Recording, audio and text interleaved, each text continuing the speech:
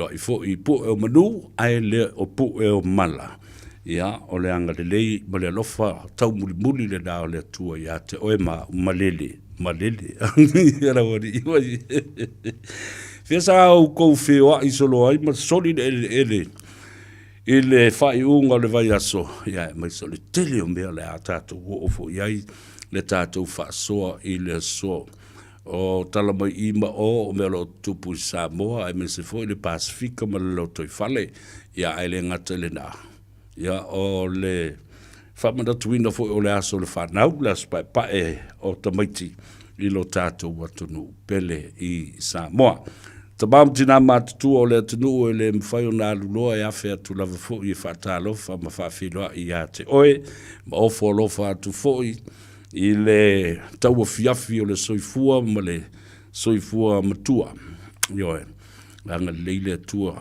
I le tele fo o ngase le ngate mauta malawa o whale o tangata matua mauta ngase tautou po ia sautua whawhafa Samoa I le tātou tāwhatolu o le vānu nofo Samoa pa ia mamamalu whaale malo pa ia fo I mamamalu sautua whawhafa a wā whaale anganu ia ai matua le tuu ia te utou leo whaingaruenga te tofi le tua I whata whaitaulanga e fia ele ngata I New Zealand ei whapena fo I lo tātou watunu upele o Samoa ai o se tafalu ke lope o lo no manu ai le au whaingaruenga te tofi ono o le tau waswaswina o le ipuvai o le ola ia wāni a nganga mo le malo le tua malana ngaruenga ia ai lo kulanga fi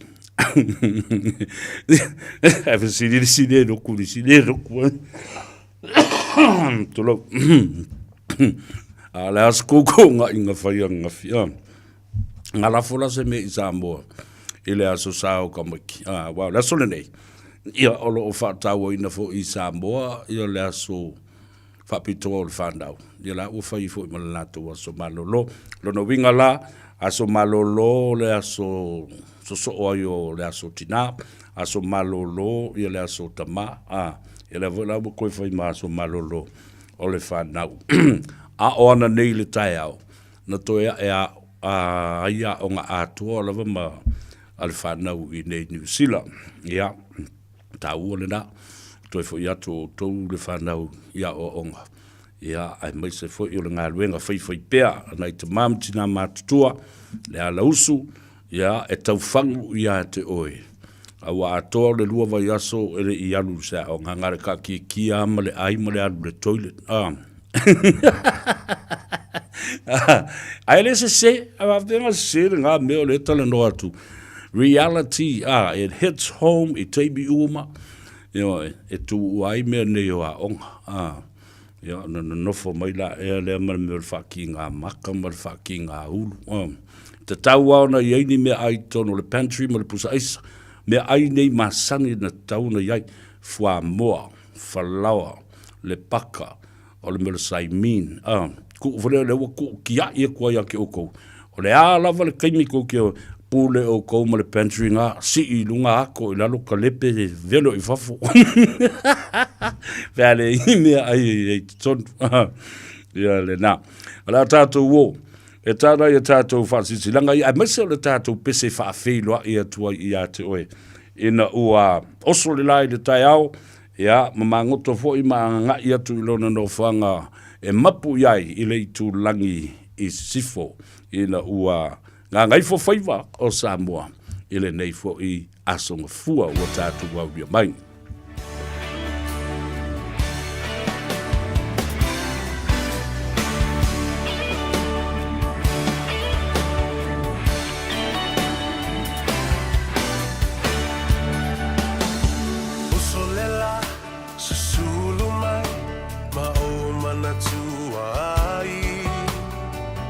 Samoa le nuu o te nofo ai pe wha pe whea na ngalo atu o I lewa ai Samoa o le penina o te fia I ai o solela susulu mai ma o mana tua ai u Samoa le nuku o te nofo ai. E whaapewhea na ngalo atu o e lewa ai. Samoa o le penina o te fia fia i ai. Hangi mai se matani e momoli atu ai. Samoa, Matalasi. Angi mai se matani, e momoli atu ai. Alofa ila Samoa, Matalasi.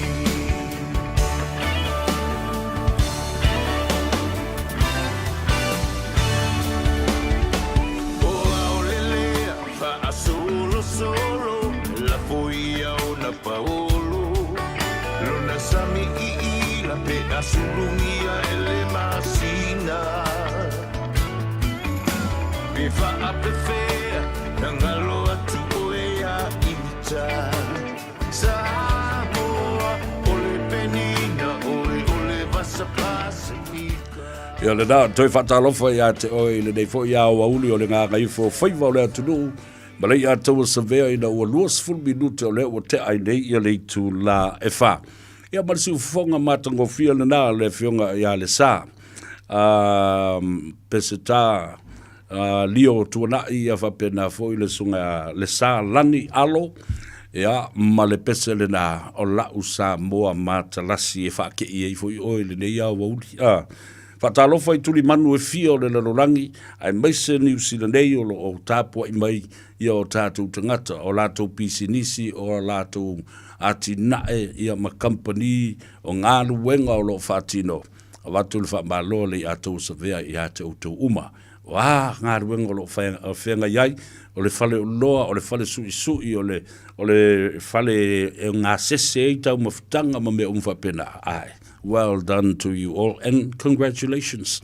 To actually have your own business, to work within your own business, your wife, your children, your family, your relatives. Patalofa bitoa lava i le whawhonga mai o le oso. Pestata ma le langi Alex Fido, mai le siu whawhonga o Samoa whasota i le lo i le a i tele o Keriso.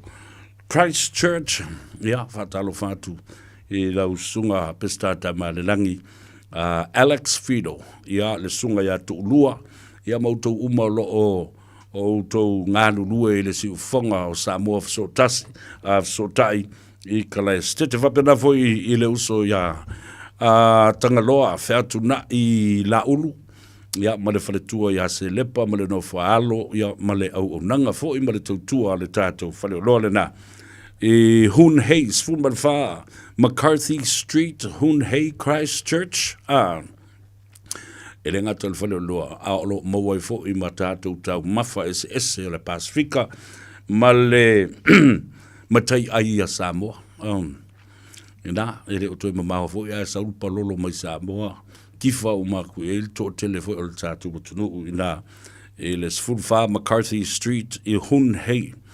I le fionga e tangaloa, ma le whaletua i a se lepa. Ma lolo ngā lua li i tangaloa, e leo toi mau i a se teibi, o na toi taunu o atu leo le sapalai o le tātou, le tonu, le tātou vai o le ola, na Samoa i lalo i nā. Ia, leo umana toi maua isi visota inga, ia, ma le mawhitanga o le amwhai, o na toi fo i atu le vai, i le whale o loa le nā. Le takeaway and catering business a le sunga i atanga loa. Wale ase si whale o loa i da, na pāu ale na. No whaanga he tumu i Samoa, ma whaatau ai, whai le whaatau o tau mawha mole au sa, ia wapena fo i mō aso le vai aso.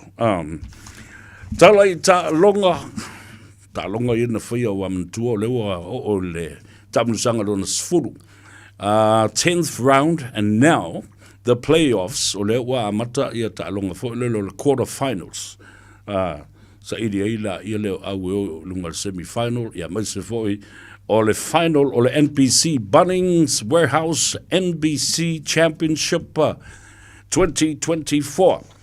mantua Samoa e masari ona watu o tātou tala I vai tala fou I tālonga e mua tua tala o tālonga e le tamitusanga au kilani Samoa peitai wale aise tātou tamitusanga walua nei vai aso o Pussycat nofol tātou le tātou tamitusanga ia ono lo iai fo ia tulanga whale tono lo tulai mai ai ia pe ona iai le case le nā wālena o sa ilia lava ia le tangata le na tupu el whara we lave whātasi ei ma le lau whali lea na matua manua ma whale tono lo na whonga a mo ia whaise talanoa a tonu fo e le tā ua o le whai o le talanoanga le nā e mo ai se si fofo o le mata upulu nei pe tai ko umono so te atu I le Palestine le fionga I laloli ia pulea I koki o vei ia malana laulau ia ele imoua mai lava se tali e tusa ia ma le I unga wo o iai ia le mata upule na le ana whao li mai se tasi o tamata alo mai le au a le tātou nuu I lauri ele aloa le taunga le au e tau pea le au I se me le angai fua le nā mea ai e loa I tātou te wha maoni ia ma tātou talanoa I mea sasao e le tau fiufi ai ia le wha arawe lave na tūla I mai ai o le tatalo la tau ia o le langona mone ina ia ta oto I langa tonu ma ia le leini whai unga e whaia ia pāleni ma ia wha pēnā foi ona toi ai seisi teu teunga e wha ale lei ai mea ua wha le tonu le ngata o le tamata alo o le laufali o le asosi o laufali o le taamilusanga ma le pulenga o le aukilani Samoa la kapi o le la kapi aukilani lava la touia ma le la kapi ni usila le fa malutele ina ia toe a uli le lei ia mea ua manuminumi ma toe tu mari I lalo ia le mea le kaofili ma le ngasei favose ia ma toe faise le lenga ele ia se nuu e pō pea ma uminga pō na o tangata ele anga o lato mawhauwhau e kango ngofi ka pē ai pea la ko mori a orisi au kuku wafi au ngala au tolu temina ko ki o mai whaamumu ko wafi inga ia mala mai ma malama le awala e sa vali I tangata mawhai whaiunga le lei mo le anga I luma lana winga la sa au so tai tu fo I le fionga ia ayurupotea John Roach o ia lea sa ave maulua I Palestine ma tei fono o le uni la kapi le nei au kilani Samoa na whaatula I mai ina ia iai se mea e o whanga poto iai tama whanau o Samoa ina ia mawhaio na lato lotoi I le ati nae ma ia le leide ta longa la kapi ai mese o le whawhai leleina o le la kapi mai awa nuu ma awhiu anga o mawhtanga mai tu malo ina ia mawhai o na whawhanga ai le tātou au tele le manu Samoa Io, le tai tō fitu le manu Samoa. Ai a au te tele Australia, le au tele le olpeleki, au ia whai tu malo le NPC leo lo ia nei ia, au ia Canterbury, ia Taranaki, Wellington, au Kilani, Bay of Plenty, Hawke's Bay, ia whapena fo I counties manukau. Tātou se ea tu lai quarterfinals o le nei whai unga le vai aso, ua tōna iatu, Ta longa nel quarterfinals 2024 NPC Bunnings Warehouse results. Quarterfinal mo lena ta alo nei Canterbury, Fitaui ma le aua Tasman, manu malo ma tata ia Canterbury I ai o le kilikiti e onos fulu ma le lua. Ele se fulu ma le fa a Tasman, mana ile na ta longa e pe ua. Pito tasi ale le malo losi tele o le aua Canterbury. Na la o sawa tu nei Canterbury I le quarterfinal mua. Quarterfinal lona lua na fitaui ai I le aua Taranaki ma le aua Waikato ia o le nata longa e mata utia le mata ina I le tau fai malo losi uma au a mata mai le fa ili mua e tau le fa ili muli o tau faolava peitai ia o le skoa muli le na Waikato matao fiofia I lava Mau ai e sfulu ma le lima, i le sfulu ma le wha taranaki, se ia o ina o ma le lei, ma ili lo ma le wha ili ale lau whali, manu ma lo, Waikato, sfulu ma le lima ai, i le se fulu ma le wha a taranaki. Ia le na, mo tātou se i le quarter final lona tolu, ta longa na i le vā. O Wellington, lau mua i Wellington, ia fa pia fo i ma le tātou au mai au ki lani nei counties manukau. Ia, e se le mānei o le tamusanga le nei le amata mai o ta longa u malawa counties manukau i ma mai tau inai. A tonu, o le a maua sona hawa noa i quarter finals nei, ia ai pita iane, whai asi malolo stele o le au a Wellington, sola Wellington, male manu malo luas fulmaliva ai i le se fulu male wha a counties manukau. Tātou se e mai le quarter final e lona wha, tā longa le vāo Bay of Plenty, ia male au a Hawke's Bay, ia o le unga le nā tā longa, tau whai, tau whao fo i le mālo, ia, i le wha i le lau whali, wa uma le taimi, Bay of Plenty's fulmaliva, Hawke's Bay, se fulmal fito, ke le longa la po whewa o ere au kiranki. Wa vave kangu au kirangi ere o le kaimi. Whaakanga kua o le whale pule i mariu. Ave kua lako kangaka. Ia, le vau te whaatalitari po i se kokoma mai e so se ie. Ave ili i fonga hi o kakua. Au te longa peia i se ava no o au kilani se taimi muli mai. Ia le nā. I unga nao ta longa lewa tula i mai nei to wha au ia le a whaavasenga i ai ia le draw. Mo le Vaia Sofou, quarterfinals, Canterbury, Waikato, Wellington, ia wha perfo i ma le Bay of Plenty. Ia. O le a tātia i pia whapena ia le maua mai o se tātou li poti e tu saima le whawhita auri ia po le mata upu e winga i le aula kapi po le asosi fo i o tālonga la kapi au ki lani Samoa.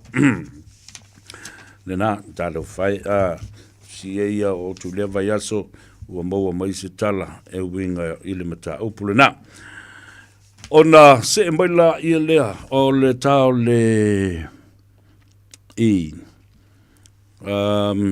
la whaua upea tātou telefou ma tala i tālong ai o le sofo lea na maua mai e ma le tusi fo lea o le tali o le tusi e le fionga le tamai tai pāle mia e tali mai ai i langona mamana onga o le autustala Samoa o le JOAS, po o le Journalist Association of Western Samoa. O le mea la leo o mai nei le fionga le tamai tai parimia. E va ai mamau ai. O lo whaatino pēr le whawai o le tulafono e tau le blueprint. O le blueprint o le awala na whaatino ai isi whanutanga a malo au whaatasi whapenei tausanga o mawai. Ea, o lo mulmuli tai ai le pui o whaamitalanga. Ma le iai o se komiti whaafoe lātou te whaafoeina ia ngāruenga uma o le whono. Ma le tu inatu o whaamitalanga pu e ino ata o videos me uma whapena. I le talinga malo lea Samoa ua ngā ine ia i whaatino.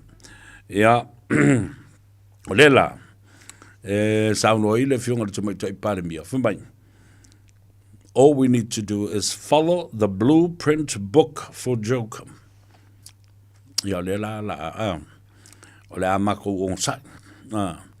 O le a matou loto te tele. O la ua la tala le na e whai lau tu stala ma lau whasilau ma lau whai ni poti tātou wō le a whaalolo a tau tai ono sai ma ono sai pēr a tonu ai ai ia se malama i le tū watu lea o le tano e a whapena fōi o na moa sisi o tātou whaamurianga A wata fe pe ana soli tu nei le au tu stala ma le au whasalau a Samoa. O ani winga e ono tula i mai. Ala winga tumutumu wapalangi o le pitula e tu mai le fono. Fai le fono wha pere tania. Ai o i le au tu stala Samoa e ta whawhao ma iwa le mata whanka. O le mea ngai o ye. Ona wha mai lola ia lea. Oi. Lea mea o tupu. Wha mai wa kewa. Wa kewa wa le mali die lau kusikala Samoa. Wha mai, oi tau ke whainga elo mai ai mātou. Ai tumu ai nei palangi mo fole o palangi ai tau kau whai kuri solo e su e po feo i eile sa o le wha Samoa ina o nei waenga o le whono sa tautalangia ma tala noa ina. Mea tā ua le nā.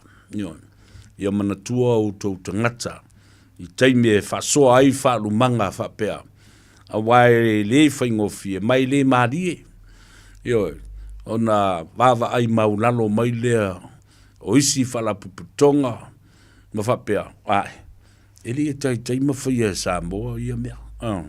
We are not up to standards and we are unqualified to actually host and handle such a parameter of such an occasion and a memorable event in our time. Ta ule na. Awa tātou te whatawanga vale le ngaruenga aromatama whanau Samoa.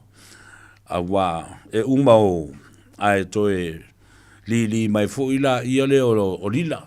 Karepe se vole le puni alawa. Talo whaia lila. Ua toe li mai fōi. Ta ua tātou. Ia ai. Ile mamalo le autu stala, ma le au whasalau, e mese tātou nei o tangata sinia nei ngā luenga, ua ova le tei whase fulu tau sanga, o tātou pūno no wai, ma tātou wafu le ai. Ai le aingi me muai. Ele ai, ele se te tala whapea fole le whatauanga vale. Whawhetai le tua o le mo ai tupe, whai o tātou whalawilave ma tuu le whalau mre paka e lunga le. Kongi le mo kesi ma le rent, whai kangu kune mali o le si ko inga ma le si o le matua. Mea uma whapena. Ai, i lau tilo le nā, wha tangata tustala wa ai, ma le tangata whasala lau si ni a langaruenga. I le wawa ai mo le hanga i luma. Awa foi nei tau mi ai i a langona, ma loto, ma nganga, i a tātou mawhauwhaunga e te tau na whaleo. Na tau nei loa e isi tangata. Oi la tau lo i tu atu o le mea lea. Ia, mai se o lea na mai i le mataupu mua. E le i tendering o e pe le i au maia i luma. I se tu langa ta ua maleaonga i le va ai ma le sila lea tunuu. In terms of transparency. Ia tangia i le va ai, ma ia hati le va ai, e wawa ai i mea i e whai. Lea lava tātou te wawa ai mātila tila atu iai. O lea o whai mai. Wa umana tenda le ngā ruenga. A lea o tātou lone, i lea i le tenda i. It didn't go through the natural process for transparency in terms of tendering process. And the money was huge. $2.5 million, ladies and gentlemen, is a lot of money. So whelala aruiringa ko pe aloa ngā kangaka ia ngā. Le i kampangi o palangi le MMG ai akako. Le MMC le i kako. Mole murisi. Ala ave o le MMG. Yeah, so yeah. Wala fai na lea, ora me sidu o maua tātou avanoa, accreditation, ia ma maua tātou passes tātou te whewa iai, ma ula solo o pass. E lo atu ai, e aloa ia lau tangata, e so se no whuanga e whatino ai ia whontanga, ma whai ai tawalu manga, o le lo tea o ma tā upo le Pasifika, lea e loto lo toi e Samoa ai maiso le fono le tu inatu e whaatino i lau whanua ma ele o le atunu pele o Samoa. Ma o se whanutanga ele tu mi whaiuna whangaroina, ele ngata i tālongo le Pasifika na whai atu i le tātou utunu, whapia nā fo i whanutanga malo laiti, the SIDS conference, ia leo o mai fo i lea mata au puepe o na iai, i le Jokum meeting, le whanutanga a malo e limas fuma leono, ale malo tele o Peletania ma ana taupulenga. Let's just happy that we have the opportunity to observe and actually be alive at the time this Jokum meeting had been hosted and held in Samoa, because we don't know where in the next lifetime an opportunity that will present itself like this again in the future, in the near future, or otherwise, it may never come this way again. Ai longa toi fo I mai le ava noa mo I tātou, so tātou wōpea mare ono sai ma le loto tele, tātou murimuri ma lango nai o tātou te tai, ia a tonu I ACC wha mrianga o murimuri mai. Ea. Nā, o wawai atu I le suenga o le ngata I fale, o le fale manono ma le ainga I le tai. E le ngata I le wha moe o lo iai nei o la ua tele mea o lo wha whai lele I nei le whai sua o le tui. Ia whapena fo I isa fi ngoto o le sami. Ia e mese fo I. O le nuu leo manono. O le tala whātai o le ainga le tai. E sila fia loa e le I asa. Ia nofo ia na mātou iai nei I manono tai. E sila fia loa lei o le tali malo le ainga le tai. E o mai I uta lei. E o mai e ta oto mai whaalata lata mai le alo. Ina ia awa ne I furi ngata, pe tuli ngata, pe su e ngata. O lona winga. Ua lato whailo mai. O le a ta ua tele lo lato o mai e au mai o lato tino. E osi ai le taulanga on o lea ua malo tia. Ia le ngātai whale ma ele na tō iai le māwaenga nā whanua a wā whale mautu angyangi e tari ai le kalesia. Eo mai le na o mata le ai mo whapeo.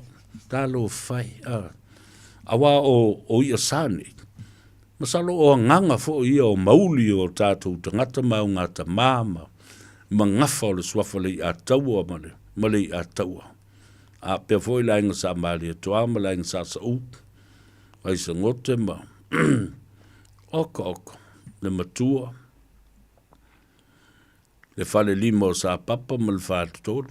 Ta fifi wo mai e tā o oto I le alo. Ia no mata I nā le otu o le tupulanga ma le au manga. I le si mai le au tālofa atu ai le si mai take me. Ia pe o lefa me ia o lo tino le nei. Ea wako e osi e le kaulanga e whai e le tali ngā sua. Leanga ua malo tia whanua. O le a whae e papa o le swafa le a taua. Ma le a taua. Le tango ai. Whapena foi ma le fili ma lo ata. You know, there's a spiritual side of things to consider, and if you're there at present, you could feel that in your mind, your heart and soul, and in your head. Ya na, fasila ia lea, ma whaavela, ma whaavai, ia lei asa, ma tufa I nā atu, lona whaasitino ina ia tofusia umai, le whaitau wafi, ma le whaitau se lau, o malo sii, o malo nasi atu, ma malo feta lolo ai, paolo mangafa, Le la o vava tu nei ngata I le susu enga lo fatino me le vaenga o le office of atoanga ma le fionga le minsta ma fia e fa le tai manga ngau le vau lo falong tu la ave foi manga I povi mi ngai mangu foi ma na I tele yo ia control la le tele o le pua ia ma le povi fo ia vatu e fanga I ngata I manono tai ia ma le ainga le tai e ma ngai fo ia kui povi ainga I vaura I ai ma tau fa ma na ia fo ia le ala e natural lava le au le lei o falling of fa le natura o le sio manga o tatou I ngata le foi lau fa loa mai le si li potilia o le ainga le tai o le ainga sili o na tele le tau mafo lo I ai I le fale manono atoa tai mauta manono tai manono uta fa pena fo I le ainga sasa uma ia polima a tua tele le mea a vai tu le fingota o le alo la le ka mai ala popo a la ta o to mai ina fai sua ma kui ma le ma o ma le funga me le nai ta ua I tele le la pata ingalo au mai ai le ele official fato anga fai nga Faiva e le minister a ofia I malaf manu ma vau matua ina ia taua lo tatou fasao ma le fesoasoani ia tina ia lava mea ai ma tau mafa I le atunuu atoa e aufia ai ma lau fanua ma le alo ma le ngatai fale o le ainga I le tai ma le vaa o fonti ta ua le na tele tau mafa kako fifia ila ia na ua I tātou te whaatamala o maila u tala noa I le mata upu lea ua lipotia mai Samoa I le vaa lea lo mangoto nei I le vao o le onga sambi lea mai sa fata tafito ala masi umu e te tau lava o na iai le whaai te tenga nanga o lea au mai lipoti pei e tau mama ina I fo I lele au le popole le ise meo le atupu a o le tau mai isi lipoti e tolu nai tama I pūtu lau whaafonga le atunu nai ava na e liki mai e le sua u I fafo ma salo le vaenga lea e lata I le potu e iai afi o le vaa lea na ulua I sasao mai e le afi tau lava ono tātou whaai tete iai ma tātou mata I tuina ao atoa ma le po o a umanga I o inga a le Maritime New Zealand and Australia or the United States Navy ia ma le vaatele na nao tau nua tuneo le HMS Canterbury ia mata I tuina le tūlanga o ngā I o inga ma ngā luenga o lo whaatino vai aso na seipa vai atu nei na ese le mata le noanga ma le fionga I atu yono le ri fai pule ona ia le pili le tātou te tapisa I nei ma vavao ai. A leo whaka o koe vavao ngisi. O le sia wali ia no mai jam ta kan whai mai wapasia a tō le pili. Te so ia tau whaavaleha. Moi loa. O lea sau tō whaalongo longo mai ia tea. O whaatala noa ina le fai pule ona ia le pili lea. Le tapisa I nei. The Private Members Bill te anau tuiono. From the mouth of the horse and the mouth of the Honourable Member of Parliament from the Green Party. There's a lot of work to be done. But obviously, these other fellas, they went and jumped the gun. Fema wapasia atoa. Watalia ina le parimene. Alal talal te malo le na fai. Aua ni i tau vave. O le whai longa mua na au mai e le soa komiti ua au whaatasi e tu ina atu i le parimene e te tau o na pasia ma toi whaafo I mai le si seni o tangata Samoa na ave se la fef se la val su malua ai le fa pe mai ana avatu lava kongia kui o mai lo pasilo malemea There are steps along the way. Lewa mua tātou taui ma whai tau wha moa. Ale se batu pela utala le Samoa. E tā ua lo tau whaalongo longo mai le tu sao i nātu o la ngona ma manatu o tangata o le whafsa ngai mai la tau o la utusi tu la whono. O le si ala uli i lelo te whatua ne e tau oso imba lo whaari i le mene. That's like tono le parlement. Ala le mena whai. Le o mai e tau mi milo mai le ulu o le mea. E whai le pili mo i lato, a mi milo siu a ngai o le whai pule ona ia, le private members bill. Wha mo le mori. Whai ia se tala sao ma se tūlanga i nofo file mua, ila tenu walanga leta vili mei tangata i tea. Ma whai mai. Ola uman whawhetai atu su a mai ma nai ma le ato uma tangata o leo wa tātou manuia le mea. Leo o whatu sao la so nei, le aise mea whapena. Tūli mea le tau whaawalea. Whai le mea ami o tonu male sao le sa vale momoria le atanu o leo wa tātou manuia i le amatanga o le fusuanga. E whatua umal tamsangu mua. Ioi. I le whapea umalo tamsangu mua tā mai le mea o mai si il le rimbo ai o malo le ai. Ke le o le fusuanga le tātou te whaia. O tō whafonga le tala le te malo tu yono. I'm very worried. Popole tu yono. Mua pa whanga. Ma wheo soi lunga ma whe mitai. I le nei recommendation. Na o le recommendation. O whalonga mai. Ioi. Na o le recommendation na au whaatasi ai. Tātou te lei. Hey, we haven't got through the hurdle of the second reading. We haven't gone through the hurdle of the whole House committee. We didn't even have the consultation process for the whole House. Whapena fo i la ia lea o le whaitaunga lo na tolu. Whe lafo inga i tono le mota. E te tau o na sisi i lo leo, e tau atu ai Samoa. O i tau te whaafonga iai.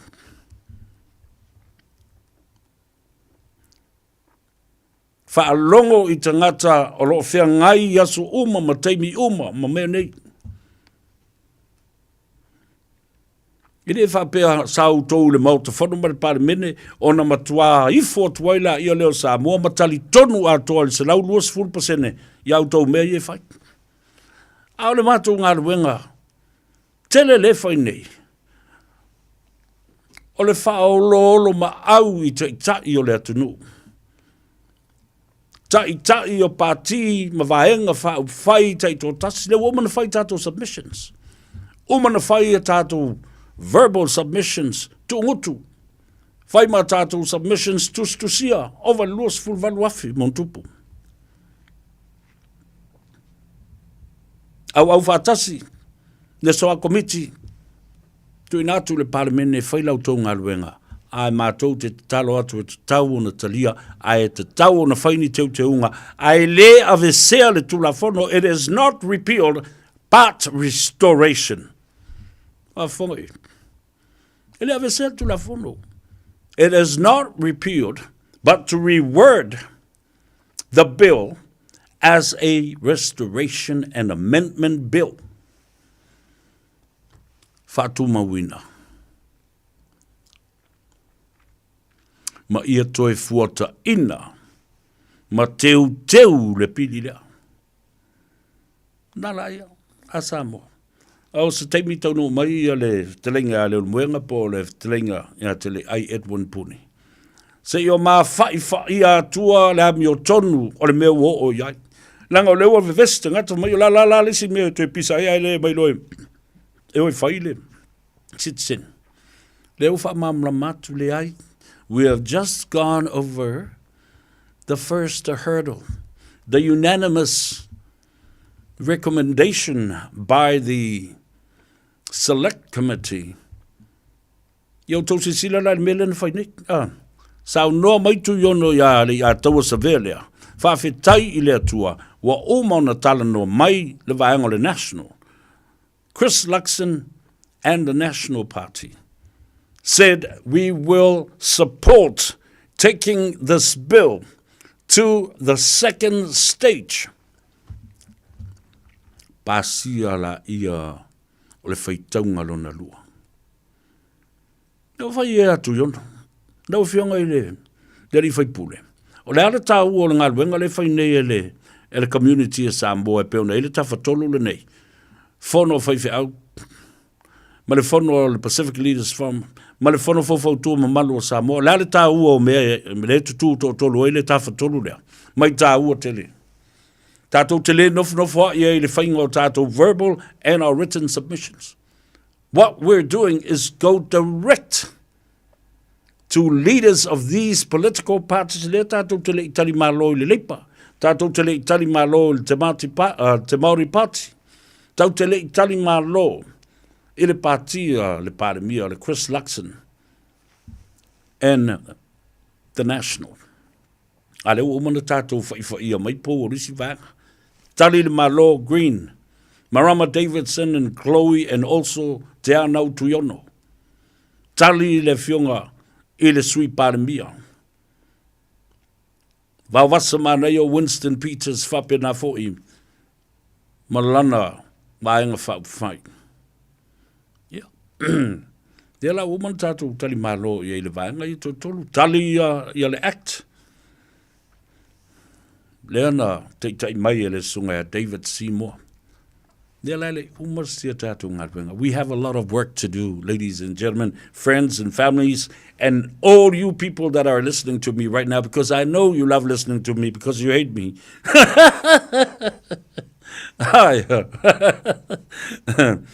You hate me, but none of you has the guts to open the mouth and come and say something to me. Now. Ai wha lika ko mea. Ina ia sila mai le atunu tātou te ami o tonu ia tātou tala e watu tātou te le tau whaavale le atunu ma te se ina le atunu. Langa le mea nā reo vini me le atunu mai sesa mea wha mole kere ai. Nā kei mea wako e loma ko me whai o leo.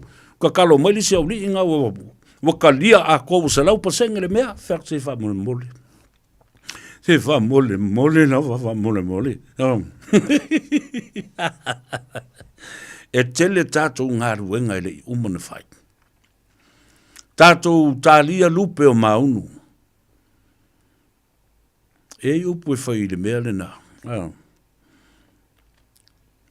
Mana tua fo ile te maititi, fo ile le ke le nguku maru e runga o le maunga mawala au mai tangata fo e whaavalea ka ngau. Woof! Le luko le au sau! Ele se luko. No. Le se luko. Ia langa atu tangata. Fere luko lo ponga ua. Wasola le luko. Wasola le luko. Ko vo erisi po. Le luko. Ia. Ko mai foi kangaka. Le se luko. Le mea na le ono fai atu. Fai tete le tau wala au ma le tau fo no o le mea lea ua tau nuu. Wa tau le tini, wa sui tau le tini. No, not yet. Io, ele uba le ngā ruenga. E mau ta whono ma le paramene, na le whātalitali mai e pāsia o maitu la whono, ai le whai e lunga le awal tele. E le whai e le upu e mai lista ngata, lisi upu un vivi i la ia le lista ngata, o lista ngata mai wa kākou. Kākou whai a le mea makau kia, ma le ofo fungia. Io, ia le nā, tārosia, e a tawane ai se tō whā, ma se whautanga, ma whao ngā, ma ia manatu ai, e au ngā, le tau longo lea, ina ia whaanofo whi mā lia, awana i popole, ma le mautonu o tātou tangata, who says yes, ai whamaista ngata, not yet, whamaista, yes, of course, it's already done, ai whamaista ngata, please, there is a lot of work to be done yet. Esao. Tātou wo. Ia, na ia tātou whasisi langa ia, a meise o tātou telefou I vai whanua. Ina ua ngā ngaifo, o Faiva Samoa, ina nei asunga fua.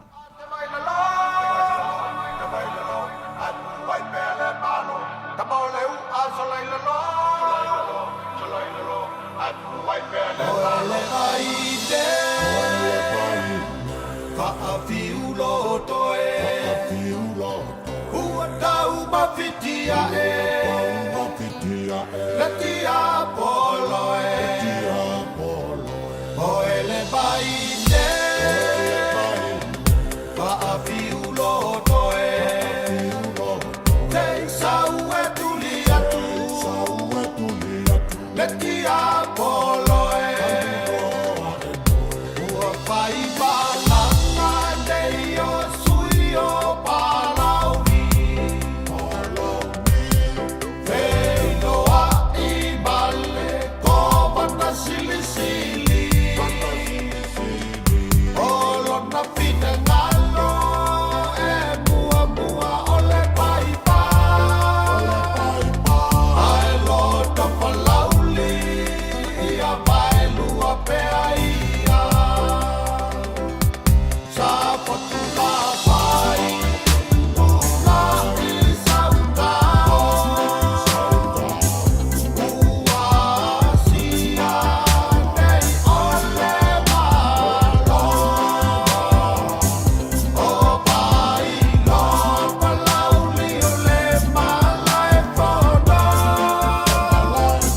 Ole malae fono Pule oto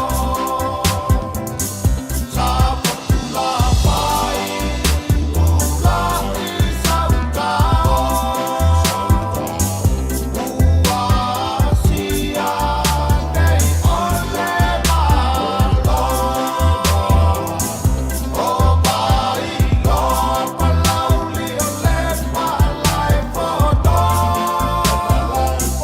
Ole malae fono Pule oto Tamaole lai fani e tile mua e aulele Autio unuku e talimalo e talilele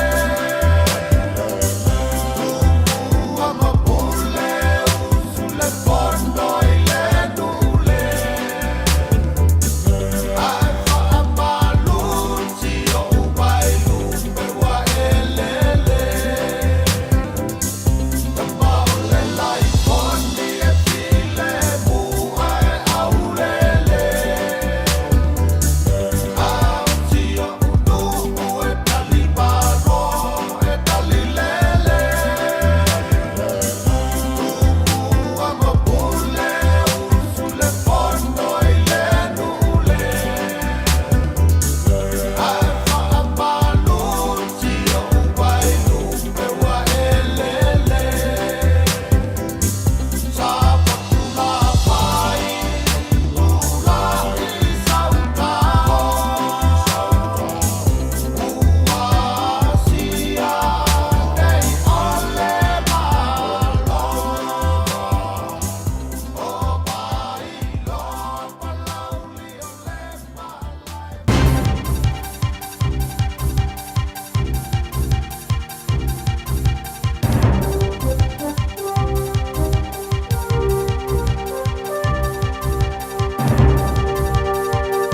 Malo le ngāru lue whatal whātu le amatanga whaile nei wai aso I se whao poponga o tala mai atunu e mamao matala le Pasifika mai le Radio Samoa.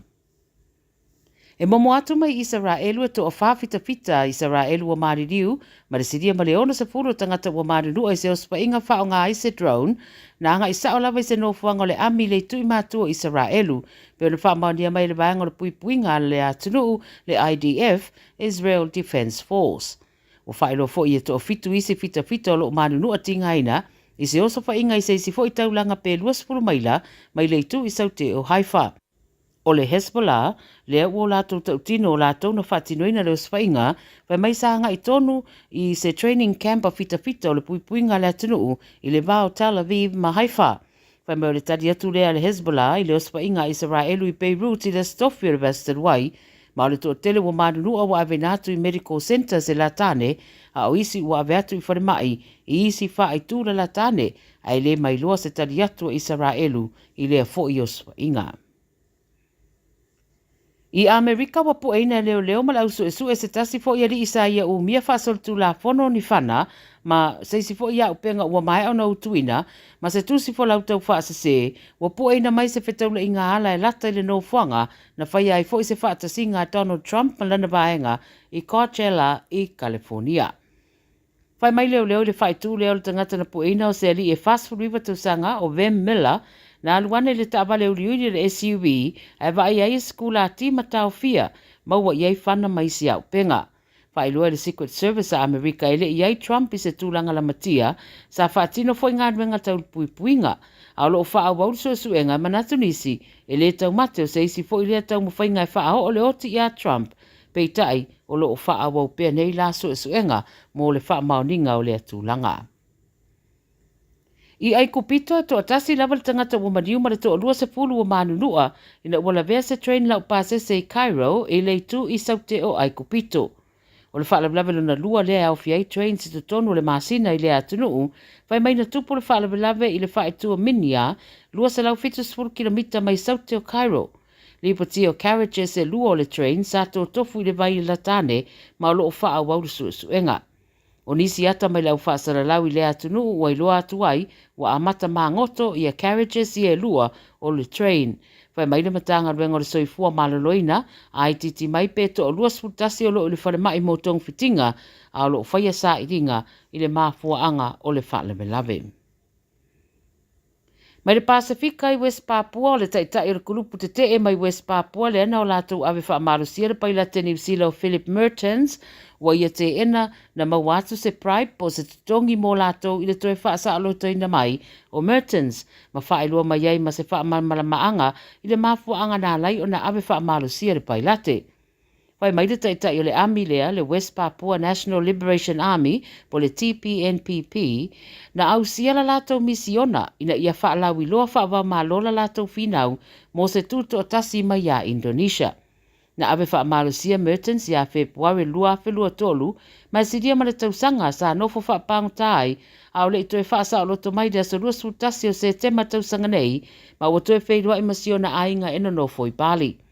Whai mai le taitai o le Army lea, e le ini tupe na tutongi atu, pe o ni whainga na mawaini tupe, ai ona o mafua anga lava whaale tangata, o toe wha matua ne aile ri pailate o loo saunga le mū. O le lātou mau o le whina wina o le tutu o tasi o West Papua mai a Indonesia, ai le iai lava ni wha moemoenga e wha ao o le oti i le ri pailate. Ma le tala muli, mai Northern Marianas e toe ono mana o mia ona toe tutongi pe toe whaafo i e lato ua li taia mai ngā luenga i le atunuu o le Northern Marianas le whaita wafe o tupe mai le Settlement Fund le atunuu ina ua whailoi li pote o le basanei o se tūla fono mai le lua fe mai le tolu sa ave se aile tutongi o overtime mai benefiti li taia e ui o loo wha mawina i le i whaatinoina ma o ina ia tupe i le taimi a o lea la e fōlinga o le ato e ao i le taimi nei. Peita ila ua whailua mai ua poto nisi o lau whainga ruenga li taia ma whaatuina ai le CNMI Retirees Association lea lau lau whinau le mata upu lea ina ua longo atu i lātou e tatau ono toi tutongi ane overtime ia sao lātou mawaina e o atu lava le se lau luasfulu wafe tupe Amerika e toi tutongi e isi. Ua matua i te ena le asosi lea whaatununga whai ai ma whaasea anga i le Settlement Fund lea o loo whaataria sa lātou tali i le sai atu a tangata whainga ruenga ua li taia pe na mafua i se au na le whaatino lea tūlanga i aso o tuanai ma le teimina tupu ai a o lea ua toi longoana i lātou e toi tutongi atu a o le toa tele i lātou ua malolo li taia. Tala ia le video Samoa, mai atunu e mamau ma tala fo i le Pasifika mo le neia songofua. Ua na o le Radio Samoa se furulima iwa toru a mo e tautuaina o e ilaungangana fitu aso le vai aso. Toi whatalo whatu i le tātou por klamili atu se veo mbale ngā Gagaifo Faiva o Samoa i le neifo i a songofua. Tā walunga atuai i tātou tala i mea o lo tutupu i le Pasifika. Ia whapefo i isi atunu o la langi mai le sui o le Radio Samoa ia Miriama po mare. Leo ua mafuta mai ia le uso ma le paanga tōtino fo ia le Radio Samoa i le nei aso ngafua ia leftalenga ia tungsia P.O. Wilson mai le tātou whale ta vale le Omega Cast. Whatalo whatu te lenga tongsia malo le soifu manuia I lau fionga I le lipule. Ia, e langi mama, ia, soifu manuia I lau sunga fo I palo fionga le ataua. Ia, le nganga lava tifima, le nganga whamawalalo, e whantalofa hatu fo I lau fionga, tau taio le tatu pokalame, nganga ifo Faiva.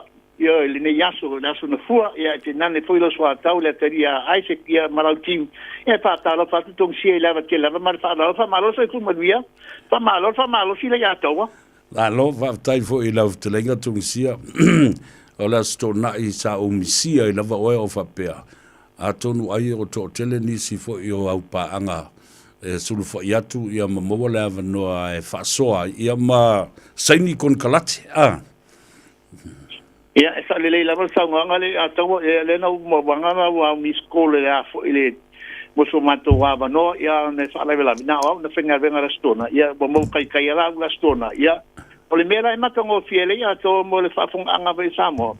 E tolu lava ainga na soso mai ona ia mo ia e sele di atawa e fa tole atawa mai ma pa pe umur ma mau swafo tangata mana fe ita la fu yo e o le mele anga kongi ko application kongi mai ngale ile ako se lima mingi waku sau pa pe ai sole lo sa ngale lo la ngata pa pe ma swafo tangata ia e sipo ia tangata ia fa tua ngala vale atu ia dam fai fore te tongi e tala fa ma ia suafa ina ia fa ngo fie fo I pa o le temi e mana mi e social media finance to for your banks dia la no le fa ngo fie fa ta sanga le ata wa le na la a wai le fa pe o malona fai le application of finance on fa pe mai la ele o tongsi ia to ia lola ele mavela ka vale o ko ngi se pe mingi ai yo le mele na le mele tangata fai o le va ia male fale tupe o le o te ese atu ia le mamafa mai I le fale ta vale a le wa fe ngai lo oe ia male ia u yo le ele a te le no fo I a sulu o to a fo tangata I lau fionga o le o te o le wa ese male tangata ma lana fe ngai nga ia te oe ia la so di lava ia ma fai pel fa tuanga kongi ko e kala fu so ma fai ko payments ia e sa le na mai ka taua ba pe no to abele ni faltava o le one stop dealer ona po ni to tele pa mo lunga pe pa sino lima polisi su lang alto tu la me ka kasla to me tongsia o le mafu anga foi lan o nga sia fo I ma fa tu pole el mato ma o le one stop dealer ona ele fa pe e mawololo sa na li wo solo papa tu tongsia tu e pa tu fo mai de ai e wai ora mato ma futa fo I mo le si tolu to sanga wai e faile le scala ino ta vale tolu to sanga e free o le no ta vale tolu to sanga e free le fainga fo le retro le fainga fo le pasi ino ta vale one fitness e tolu to sanga tu sala e umila ma tanga tong sia ma tanga tanga peta dia le tanga sanga tong ai ato ia o le ala fo le tu matai mai fo e malu le tinu ia le tau tu fa tau va ta tu fa ta vale ia te nane fo le nei tai o an le la tai o ia se kasi foi o tato uso mai I baiala baiala mai fatu ia ngo mai mona lo teine to lua ia ngale 5 minuti na fatu malta sanga tari mata sanga lawo abatu atu tu feel fee abatu foi malea foi ave malta vale 2021 Toyota Highlander ona leo tongi tala futo tu langa ia leta no tu sia ale ato malo fa tai fa manatu pe el tatu butunu ta ua tele lo history lo tongi ai ta lafu ia male leo lo swafa ele ye se finga ta leanga foi o le melo ye nei tongi sia o low credit rating ma low credibility vo le mfo no faise ai ta lafu e whaalango lango I lungo lo ingo wa le asanga ta millionaire el waku cash ato mai se la wa first vale ai tātou te whaalango lango I le leo tātou ingoa mo tātou talaanga o le meo le tongi ai tālafu e whaalango lango I le awanoa ia mai whaletupe o le sao lea ia e se lau se fulu pasene le sao le la sao noanga le ataua ia e mana mi foi la tātou atunu na whautua lava ia e pula stafu ne le lalo na ma ai tau la pataki tu yo tapa Samoa le atam so vele tung le ai ta la on sai e ma fai e foi ana fa misi tato fala belabi yo ia ai tutongi ai ta la fu wa le lumana ile ai nga tutoro ona ia tu te au ma wai ale ia te wa yo ia ma lo fa tai on o le ta taimi ia ai ta wo tele le failo o le ta telefoni ia fa pe fo ile tu atusi anga ia tu el ta tu no ile nei fo vai aso ato ia o le nganga ro fa taile ia to mo lo ma to no ai me se fo le ni la vi ia la valo ta to ta pa au le lange fa taia le tua ni ne vo to mo le nei a manoa ta to firo e il monu ele tu nu le ato ia fa pe fo malu le tele Samoa mo nga me nei pa sa longa fa business ia mo le lava fa tailo ta to ta pa au le lang fa tai mo lo ma to no wala le tele la sita la tongsia wa le mo tu wa tu foi le tele ho tato fa la nga ta fa ta noanga oni situ langa te pi mamla mai Samoa ya su mai mantala mai au le lu sala ke ministry manuka lu sala ke ministry manuka o le maula ba tongsia la to ye tau ave e mo mua no fa mamla mai te tu e me uma me la ba to finance ina e mana malama tu langa uma ese ai le fai lo fai unga e fai la tal sango Samoa ina ma e ai fo me uma we lau si la fia uma ma mata ma le tulau mo se yo le tulau mo muri au le fo wa ta pena fe tong sia sa wala babi e a fo fai lo application ya le fai no fai lo yo to termine ya va pe mana pe tal sang ya mal kiriki nga ku nga le fo le app wo ma to tam fai na tos ya pa fai mo fie fo ia fai mo tal sang lu ngol online yo ni si tulanga ya sumai tala mai au le lu se lau ke ministra bi man kau dua selau ke ministry man kau aungi ngal de tolu tau sanga le mate vai elusa mo foi tanto refill fee ni si tona te fima mai ya pe mara me foi tanto le nine o iba lua fitu lima balu te lua o iba lua fitu lima balu te lua ia te toni la onga fatava tu sia P.O. Wilson o le o lua tasi pa fituono lima fatasi o lua tasi pa fituono lima fatasi manu tele la faso sanga Samoa pa manu le tu yo Faiva lima le tu lo so le atoa pato pa ko mo terminate ia fa pena fo I fa tai tele lava mo le talanga dia le tu nga luenga lo toi mo tau fa mai fo I fa nga ngai fo I Faiva o lau fionga le pule lo so lau Cavendish Drive I Papa Toitoe ia po manukau ia ma le latu telefoni le na te vala au iai o le olu tasi fafi tuono lima fatasi ia ma le telefoni o le ofisa o iwa lua fitu lima valu tasi lua o le ua sfulma le fa minute o te aile tu la lima ai land lo fo ma le valele o tau nu mai ai le paanga to tino le Radio Samoa ma le atau severe ma le sunga la uli le uso ya Matt luatua fatalo fatu Matt faftaile on se mai ma lo fo I le langi mo mama le soifu maua alo soifu manuia wa fionga le atawa savea alo lava wa mai oi ngai aso ma ai aso oh ona fa ko ka ke ngai alo popo le fo le sa mata ngo fie le sulu le lai le aso ato au fate ia le malo no si ti munga le pa une o fa pe we the climate change ele pe sa o ia ai fo ia Donald Trump it's a hoax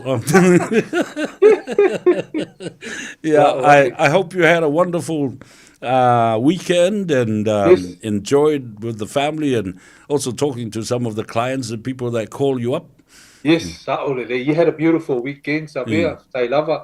Had a good day today too. I'm actually on leave this week, but I've got my phone on me because makale le journey lo wakali'i. My second oldest son Ethan, his tatau journey maka ngai, his first session ngafai ngai. So he's good. He's just resting at the moment. Yeah. How lovely, that is to be a father and being alongside him, doing things together as he grows old. Ta na awa me fo ia. Afa pe o laile leile tapenanga I tono le ainga ele fainga mene e pui ai le soifua ma le ngalue o fa mai o no o mai ina ia fa mama avenga le tina ma le fa naupo o oi foi e ta ua tele awa na vala o me foi tanga tai lau numero fatu le laki o le ele fasi pepo I a te o fa nga solo le talanga ma sunga Matt Luatua as a financial advisor for Advice for Life. O le numero le nai te wala au mai tapa iai, alanga lai on leave le te maloa. Tu oi pe le message, o lua fitu, valu tolu iwa, tasi fitu, tasi fa. Yes. Now, my brother, life insurance. Yes. How much is enough? And how do you work out the amount of cover? O le hale tu ai ngā te le e tauno o iai, e pe fuafuanga fu le o le cover le, ma le cost le, o le hale me fua ia ia fuafuanga e. Whaatino ai ia le life insurance, and how much is enough? Yes, good question. Manged Fasili Sabia. Just quickly, or disclaimer, just a generic information only. It's not advice. Among merely advice. Then I book an appointment to come and see you one-on-one. I take you through the advice process. So today, just a generic information only. Life insurance, how much is enough? Life insurance for your langa, mesi for ilo mangai. Just to explain the meaning of life insurance. When does it pay? Then it pays to the family. So how much is enough? So for example, Savia, if I do lima sila wafe life insurance for mom and dad, lima sila wafe, for example, take away 20,000 for the funeral. 480,000. That's the palingi left over after you've paid the funeral. And then if there's a mokesi, let's say the mokesi is 300,000, and then I could go 180,000. So 180,000 left over. That can be for your korua. Let's say 80,000, 90,000 of that is to cover 1 year's income. And then 80,000 or 90,000 after that can help with the children's education. So that's how I calculated, Savia, as an example on Nima Salawafe, life insurance cover, minus the funeral, Lua Salawafe, minus the Mokesi, and leave 2 years income for the family. Very taua, because otherwise kinga inga if you don't have any plan, any life insurance. So that's a very good plan to cover for all your ekalafus, all your expenses, and leave money left over for your husband or your wife. So they can kinga inga la go to rush back to work. They don't have to go back to work. They've got 2 years income of money in their bank account. So that's very taua for our family, Safia. And the mokesi is paid off if they have a mokesi. Let's say mokesi, if they're renting, it doesn't matter. The money's still paid out to help them with whalavelawes, help them with kalafus, expenses, things like that. Awa fo I tangata fo le uma se whalawelawe dramatic whapena they will still have time to mourn and grieve and that's it. And make decisions. You know, alai ai lava si income e olai. Matoi whai ai si fuafuanga moleanga I lumanai. That's the one, yes, exactly. Ele mele tau le trauma insurance. Can you explain and how important is it to have a cover for that? Trauma insurance ta ua fo ile subject ta upulea because makaulia fo ile life insurance e longa I maliu kangaka e kokongit kupe But if you don't, and you know, by the grace of God, you know, you live on for the next 20, 30 years, then the life insurance doesn't pay out. Premium every year, nothing paid out yet because they sui fu away. The trauma insurance taua because it covers lima se fulu maikinga ngasi. Like all your different cancers, cancer fai, cancer faku, cancer mangava, all different cancers is very common. Mai faku, all your different heart diseases, heart attack, gawaso, you know, la verka vale, and you're paralyzed from the waist down. There's a lot of different ngase cover, trauma cover. So if you get diagnosed with one of those mais, and you just have to survive 2 weeks, then vili mai au, show the doctor's letter under trauma insurance, kongit kupe. Lump sum payment, just like the life insurance, but you're not passed away. And you might be off work, you know, how are you going to pay your bills? the trauma insurance pays out 1 year income or 2 year income. Or ang mga umia e kukongi le mo kesi, then we can pay out the amount to kukongi le mo kesi if fualo affordability. So I make sure you can afford the payment.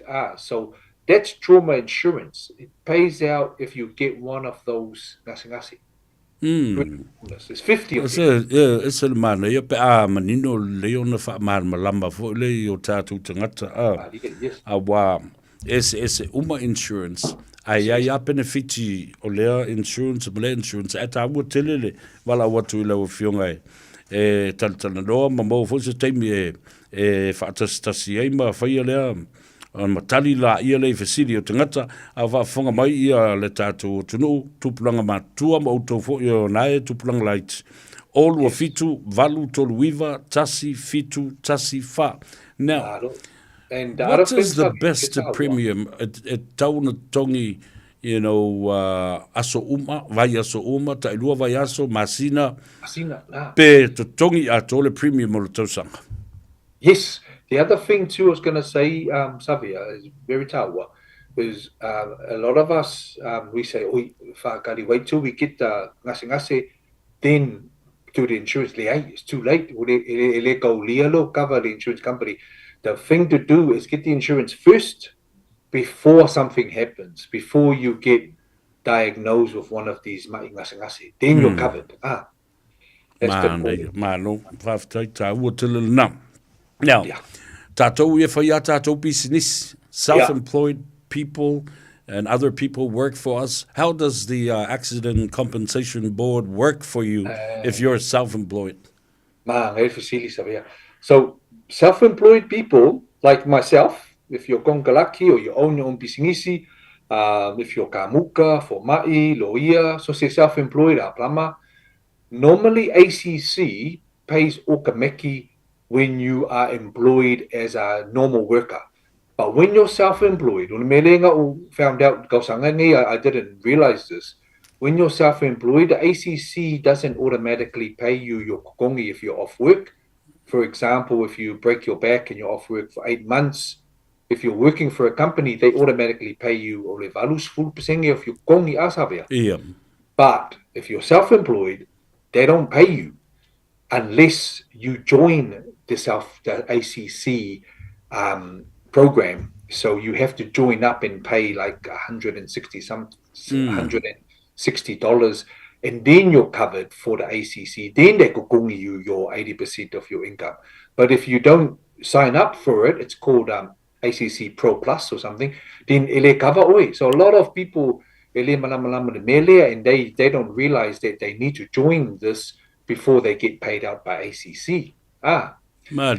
ACC will pay you in hospital. They will fix you up, but they won't pay you your kokongi se longa you join this Pro Plus ACC scheme. So that's something I found out when I started my business. Income protection. I can do income protection insurance for you if you're self-employed. Where we pui your kokongi in case because of ngase or accident, then the income protection will pay a percentage of your kokongi every month, every year, let's say for 2 years or 5 years or all the way till your retirement. We will pay your income, your income. But ACC, you need to join the ACC Pro Plus program so that ACC can pay you as well. So that's the difference. It's the self-employed and the not self-employed for ACC. You're self-employed, but you do have some people that work for you. You are also in the mindset of doing insurance for these people that work for you. How does that work out? Oh, yeah. So my kulanga is I'm self-employed, but I'm kongalaki to Advice for Life. So Advice for Life is the company that pays for all my insurance protection, all my papers, everything. So they pay for everything for me, but they don't pay me a kokongi. They don't pay me like a normal salary. I get paid by the insurance company. So if I put the life insurance and trauma insurance in place for you, Savia, the insurance company kokongis me the commission. So that's what I mean by self-employed, but kongalaki from this company, Advice for Life. Yeah, it's like that. Seki. Toi vatul nuberal nei ale sunga ya Matt Luatua, financial advisor for life. O luafitu, tolu iva, valu tolu iva, tasi fitu, tasi fa. O luafitu, valu tolu iva, tasi fitu, tasi fa. You know, when you're driving, all of a sudden I get, sort of pushed back to listen to our conversation and imagining us talking and conversating about these things.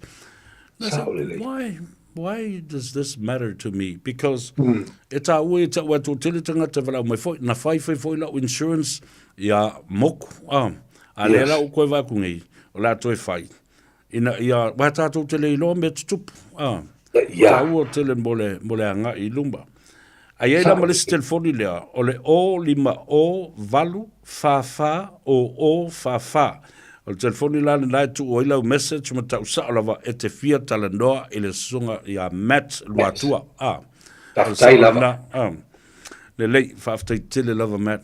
I think I've covered a lot of what I wanted to say and ask you about today, and they are perhaps very small, open questions, but they are important and and expand on it. Yeah, final words from you, my brother, Matt. Yes, so yeah, just if you need to ring me, call me on Ngumela that Savia just read out for life insurance. It doesn't matter, as long as you have a family, you're working, and you want to pui your kokongi or your olanga for life insurance or trauma in case of ngasi, is taua failure insurance mua before something happens, because we don't know what's going to happen in the future. So very taua mataupu. Just a short one tonight, Savia, because I'm on leave. But thank you for the opportunity. And God bless, and we'll see you next week, brother. Thank you very much. You enjoy your time off work with your family and friends and children, and I look forward to catching up with you once again next week. Take care and be safe. Thank you, brother. I've told of a Matt. Matt, ole fautuanga mole soifua.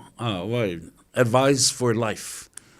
Ile taua na to tele o to level au me telefoni a Matt o lua fitu valu tolu iva tasi fitu tasi fa ala tato wo le malolonga tato wo mai sa ili le avanoa o le mali mai tele nga le wenga tele ai Edwin Puni ya o le sui fo le na o le fala putonga ma o le tite fono fo le na o le Pacific Leaders Forum o le wenga o te tai o atu motu o le Pasifika.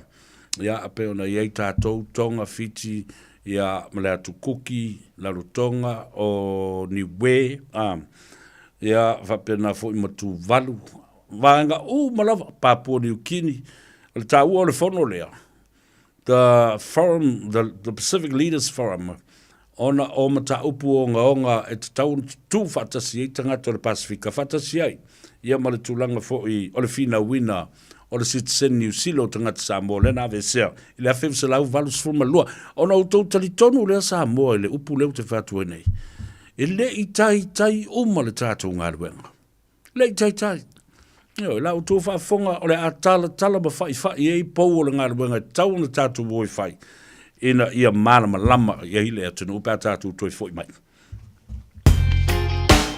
Radio Samoa Tasi mai batolu amo Radio Samoa Tasi mai batolu amo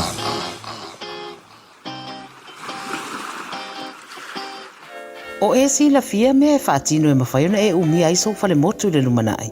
A whai fo i so fale motu, o e si la fia me whaiona whaatino ni isi o fuafuanga e whaonga aire equity o lo fale. A wane e misiere por kalame o le malu I fale.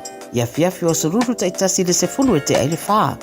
O le a e sila fia ai au wala e mawhai e ona e umia se fale motu le lumana ai, ma au wala e whaonga ai le equity o lo fale motu, e whaata wai se isi o fale, le polo kalame o le malu I fale, ia fiafi o aso lulo vai aso taitasi, se fulu e te ai le wha.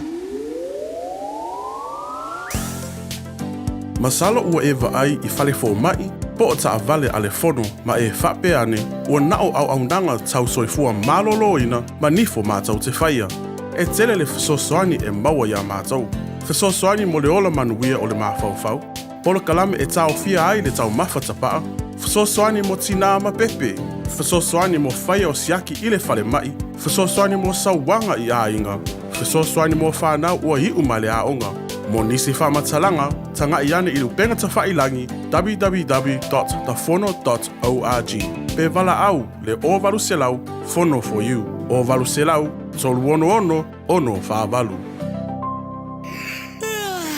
What oil aspirate? Well, if I would vayas with the among ring, what old time here? Relax, my enjoy. Susumai, ile 60 dress-up party. Ale tuisa mau Manhattan, ile asfarele, le aso se fulu valu o kitopa, lua filu fa e a matale aila weekend. Tue fangu skaili ale 1960. Fai mai saula e o asola. Ma tue fa manatu lau siva I aso au girls ma boys. Mawar fai longa ole ofu e pito I manaia. Tua tusi 941A Dominion Road, Mount Rushmore. E limas fulu talar tau I uluai. Afo lima ta talar fai tutoa. Tala fitu o tali li sua. Fafso tai Liz mo saulau lau ile olo tasi o iwa tasi o fitu o valu valu. Le tuisa mau Manhattan. Save mai.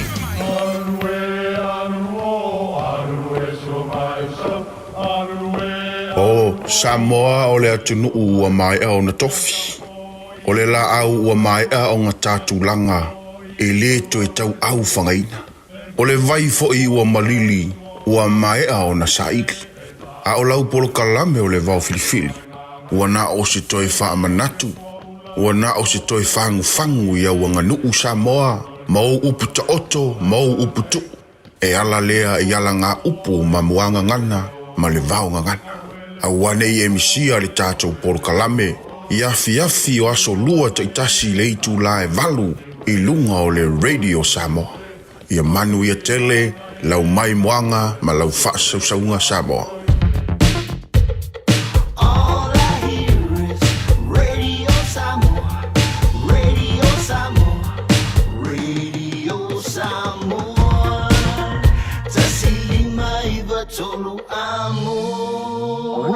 Samoa, kasilima I wakonu Toe whaatalo whātu ma le nganga whaaloalo ia ma le nganga whaafitai na ua nganga ifo fo I Faiva o le atunu u Samoa. Ele nei amatanga o le vaiaso ma le asonga fua le nei. Whaafitai le tua I lona anga le nei. Alo o maua I awa noa so tai ai. Ia ma whapena fo I ona longo pui o li I pea le atunu. I mea o lo whai. E maise o le finaunga o lo whaatino nei. E le tawhatolo le sairinga malo a Samoa. Maisi fo I whaalapu patonga maisi fo I tangata taito tasi ma nisi o malo le atunu. A leua mafuta mai I le fionga le teitei whono o atu motu o le Pasifika, the Pacific Leaders Forum. Le ftalenga ya leo mwenga po le tofaya tele ai Edwin Puni. Ya, se I o mawha soa fo I matala I le atunu. Le tūlanga moni ua ngai nei I ai. Ia le tātou whinaunga o le sitiseni New Zealand.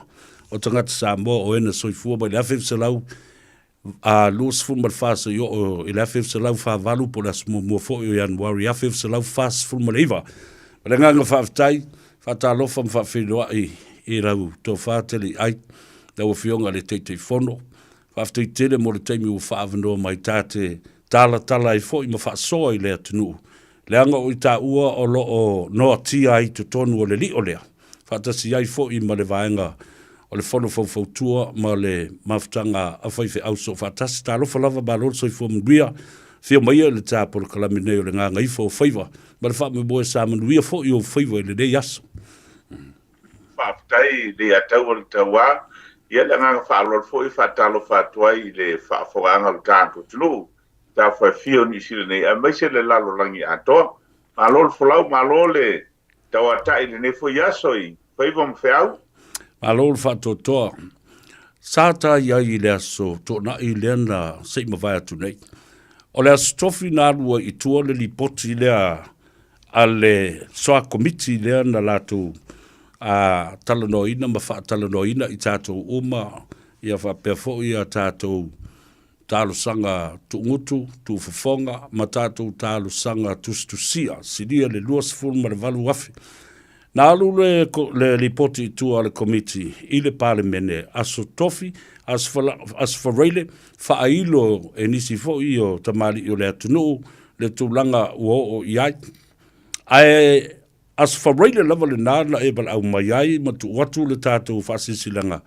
Tai au eno le asto na I tātou te whailoa I masui alo ia o le Green Party, whatasi ai ma le whaipule ia Honourable Tuiono, ma le sui te tai a Chloe, o le vaenga whai o le Green.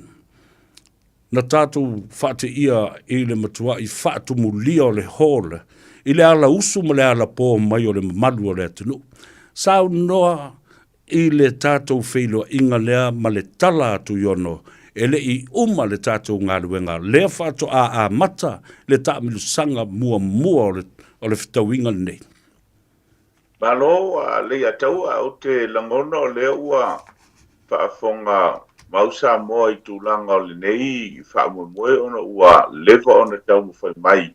Ia mai monia au o le si lea la asanga o le whinaunga sa tali iai.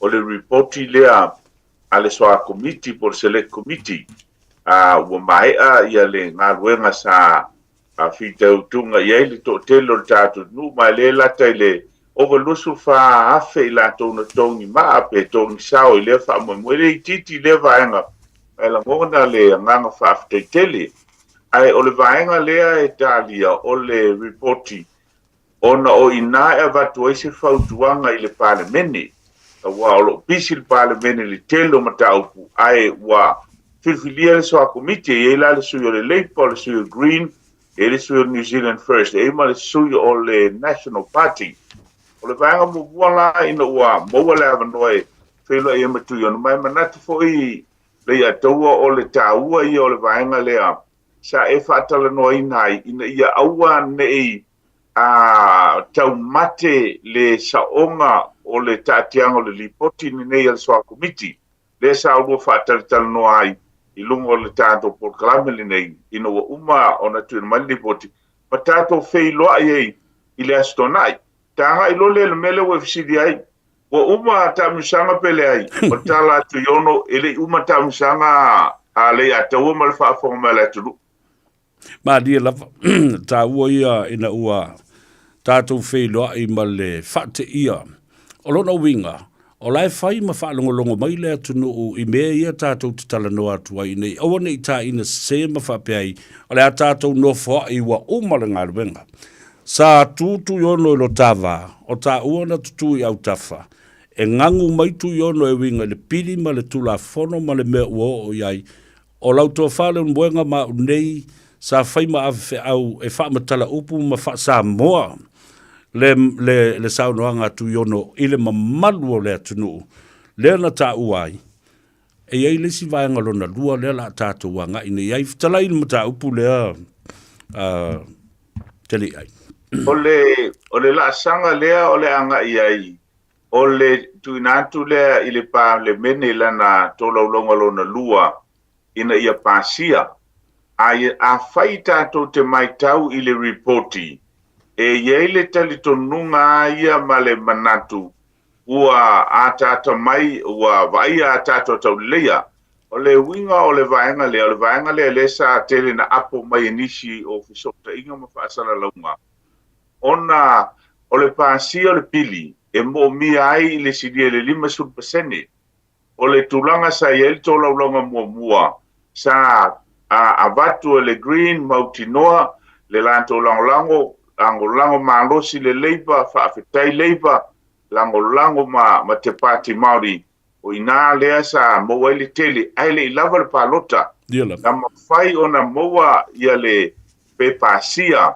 ina ua pi mai ia le to ina ia wawasa mana ia ma New Zealand First ta pea foi la ma tamititi lea vai ane suafa tamala ka ulu valor act ai le ilango le national pe tai la o le report le wa mai e yai male sui o le national a o le wa lango ile pili ilona vaenga wa tatia mai pe la o ile yele te tonunga a le ya tawa mal fa fong anga Samoa o le tanu sanga leta ato te saunia tu yai ia wa te le ale le mafana e te tau ona pasia pe tai la o a mai a ye le vaenga le ia e te talo lava nei i o tato vave ai a fai o lewa fa popo mai mal nasi o lono winga o vaenga fa fai uma e ono o yele lango mai manato o se historical o se mea ese lea pa fai o se tasina nei o pili o waile lango uma van fa fa te lo pili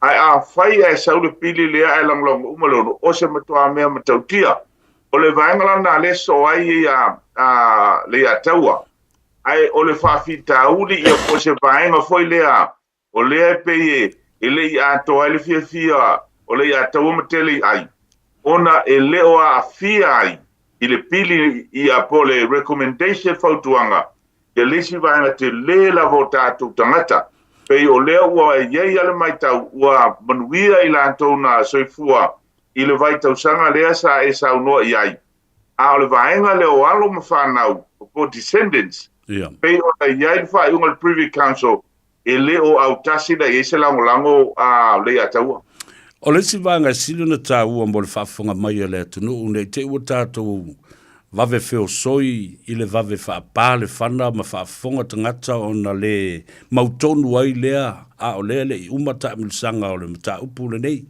toi tāfo le longo tātou toi o mai le tamilisanga tolu ma le wha e lua i tu ai ngā pili lea na wha malama e tu yono le aso lea o le pili le malo ma le pili le private members bill ele umi ona fa tamo e pe fa tala noina ma fe la flafuai sui o le mautofono ma le palemene i se pili le malo ai le power em fa ai ona fa televave ma pasia le na ai a fai o le pili lea o le private members bill e ai di lilo ia Faiva o fiti mai tau na tātou wha olo ma au ma wha i tete i teimi o ma tātou te tala noa ai i le pili lea a o le i lava le support a sui o le mautafono ma isi pati wha upwhai ai feta lai e wha manino mele o tala noa tuai ka ua ia nei wha whaingo fie i le mai tau ma le wha whonga le tātou tunu o le pili le nei o se pili e whaingo fie e lea la ua manino le whaatautonga e tuiono. O pili ale malo, man tofo e coalition e malo, a tau le malo e tolu vaenga whau whaila iai. O lai e le majority. So se pili ala e tu watu le malo, e al watu a vave pasia, ono lai lava numela. A o se pili e se tangata totasi po le members bill, ai mai se foi lampe a whai o se sui o le opposition, o a lai fafo. E le whaingofi e ma eulana lofo le tua ono le tūlanga le awe e sauno tonu iai le a taua o le mele na le tupu le tātou tōla ulonga mua e iai tau mawhainga na whai behind the scene ina ia au mai ei loto o le ngata o pāti e iai le green ma le leipa ma le te Māori a pāti ai whape na foli tau mwhai antu i le New Zealand First ma le Act Male National Party, tali la le lua, ai le tali Male National Party. O ina foi la le iai ia pupolenga mole tola ulonga lona lua. E esa le lipoti, e leo le unga le na, o le lipoti a ia o se fautuanga. Ai o le unga, le foi sa tātou tala no ai le ia taua. I le whapemba unisi, ia le whai se tala Winston o le whale Samoa sa whaelo, e le tunu, e leo ina whai ele tali. O le tali, e whai le pale mene, pe a whaile tōla ulonga lona lua. O lea lai mo mia lava lo tātou a pipi iatu ma whesota iatu vai whai umanei ina ia moa ia le whainu mela e pāsia ili tōla ulonga lona lua le iatau. Ie lava. Tā ua tele mbelea ua e toe whai whapi ia mālama lama ma manino ia lo tātou wa tunuu i vaianga uma ia wa ngai. Ai, o lesi tā ua le nā tātou tele o nofo ai. Wa umana tātou tali mālo, isi pati wa o le tā whatolu ia.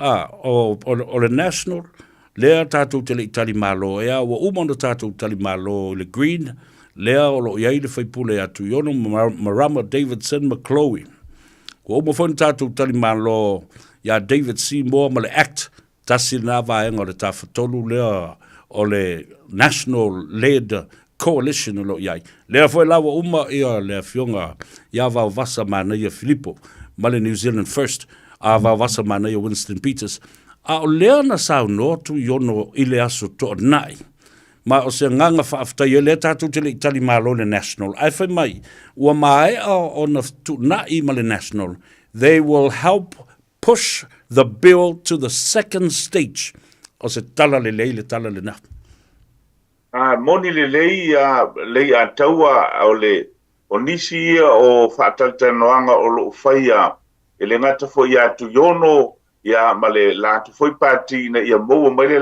lango le national ia ma tu maule lango New Zealand First ma le act ai si le fia le a taua o le pea na e sa noa o Faiva o fiti e lilo ai iai fo i le va ai mamao a le tawhatolu lea iai a le whaamoe sa ta pena ai tani ngā malo o wafo i le vea mei o tani ngā malo i le whaasolonga o le pili nā tau ia ai i le tō whālo le mamao a le au mātutua e le ngata o le tātou whono fautua Samoa o le mawhitanga so whaatasi e whaife au ma le Pacific Leadership Forum po le tupa Samoa tae o Faiva. Nā lai o na tātou whaafeiloa i matali māloi vanga whaofai bo le teimi la le nei.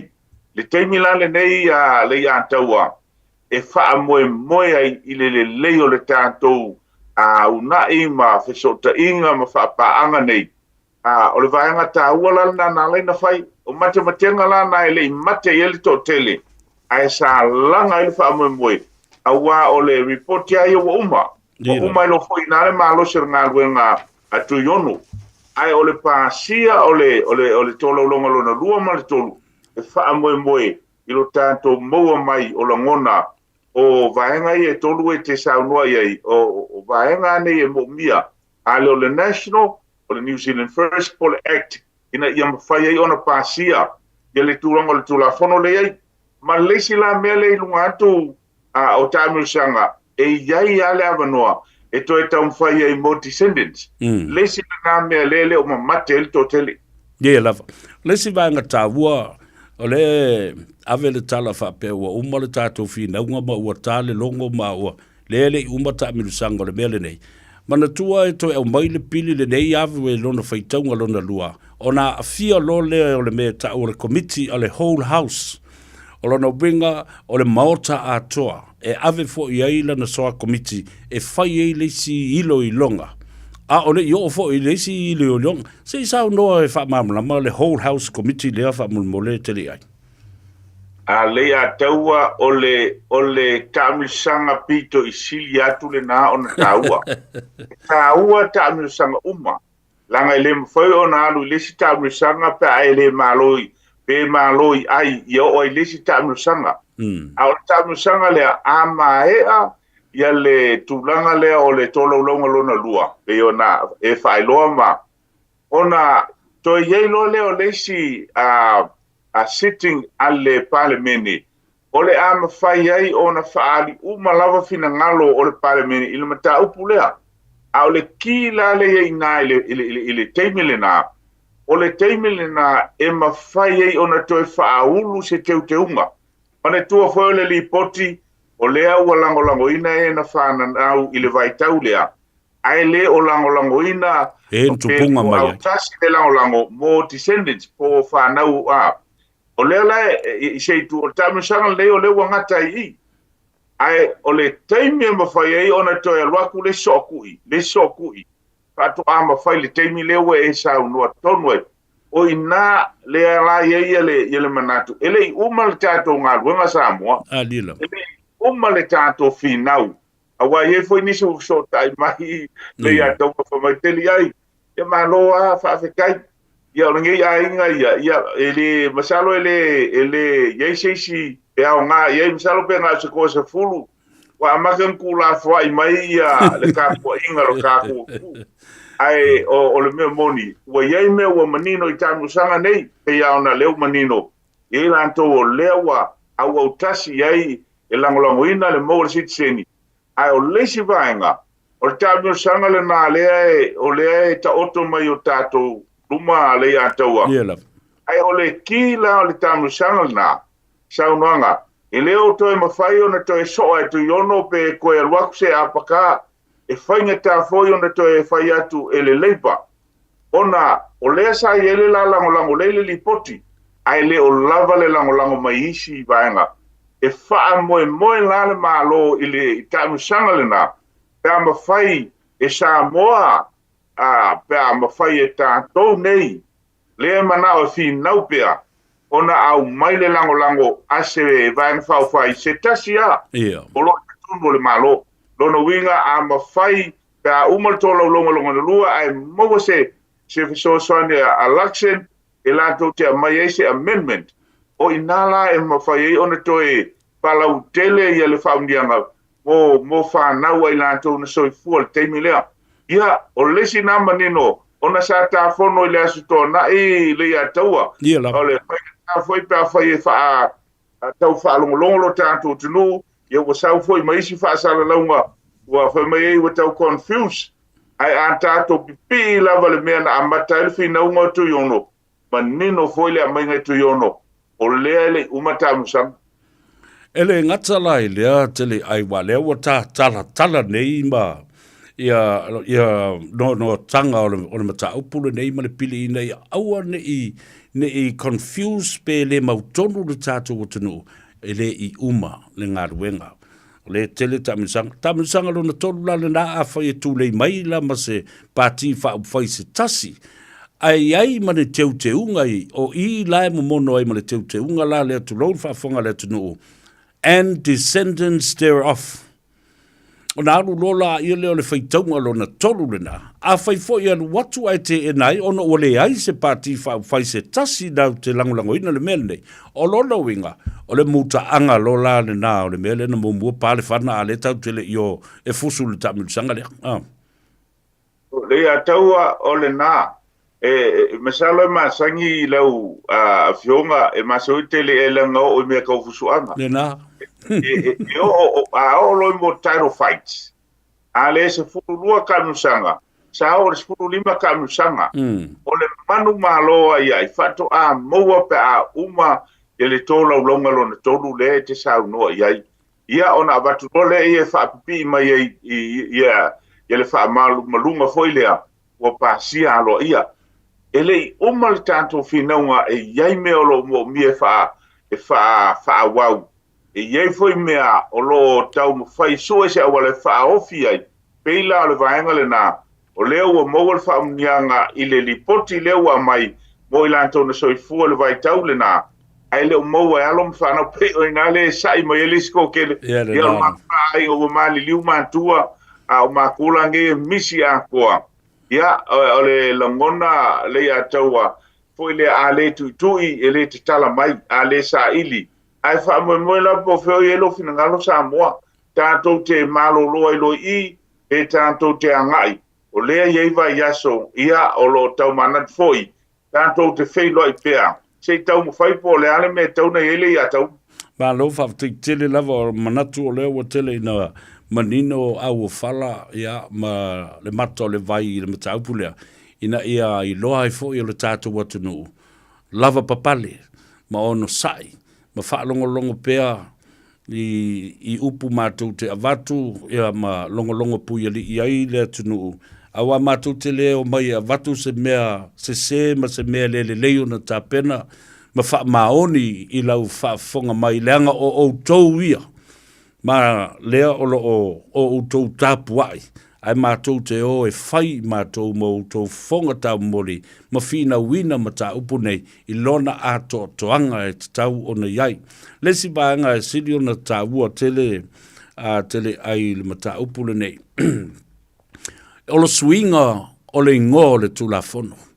Lea ua wha ingo nei, o le o toi ta ua o le New Zealand Citizenship Act 82 bill, a ua wha ingo ina nei, the restoration of the bill. O lono winga a pe a wha Samoa, o le toe fuataina and amendments of the bill. O le nuinga o le toe fuataina, ma le teutengo tulafono e a fiaila i le vale o le whaitonga lon tolu lea. Fato a saulo a mai ei ma le stamp fo leo le royal assent. E wha mau whailonga i nai, ma a vea loa ma pasia o se tulafono tu mau e pasia. Ma o ta ae, e o mai le teimi le nā. Ua whaifoi whiutanga inga. Ale malo, ma le afionga le tamai tai pale mia, ma le pale mene, ma le kabineta o Samoa, ia la tau whiutanga inga nā. Ma le tala noanga, i leisi fola maua lunga le nā. Talai il mata upu leo leo na tātau mawaelia. Taua i o le mea leo e whaamanatu mai.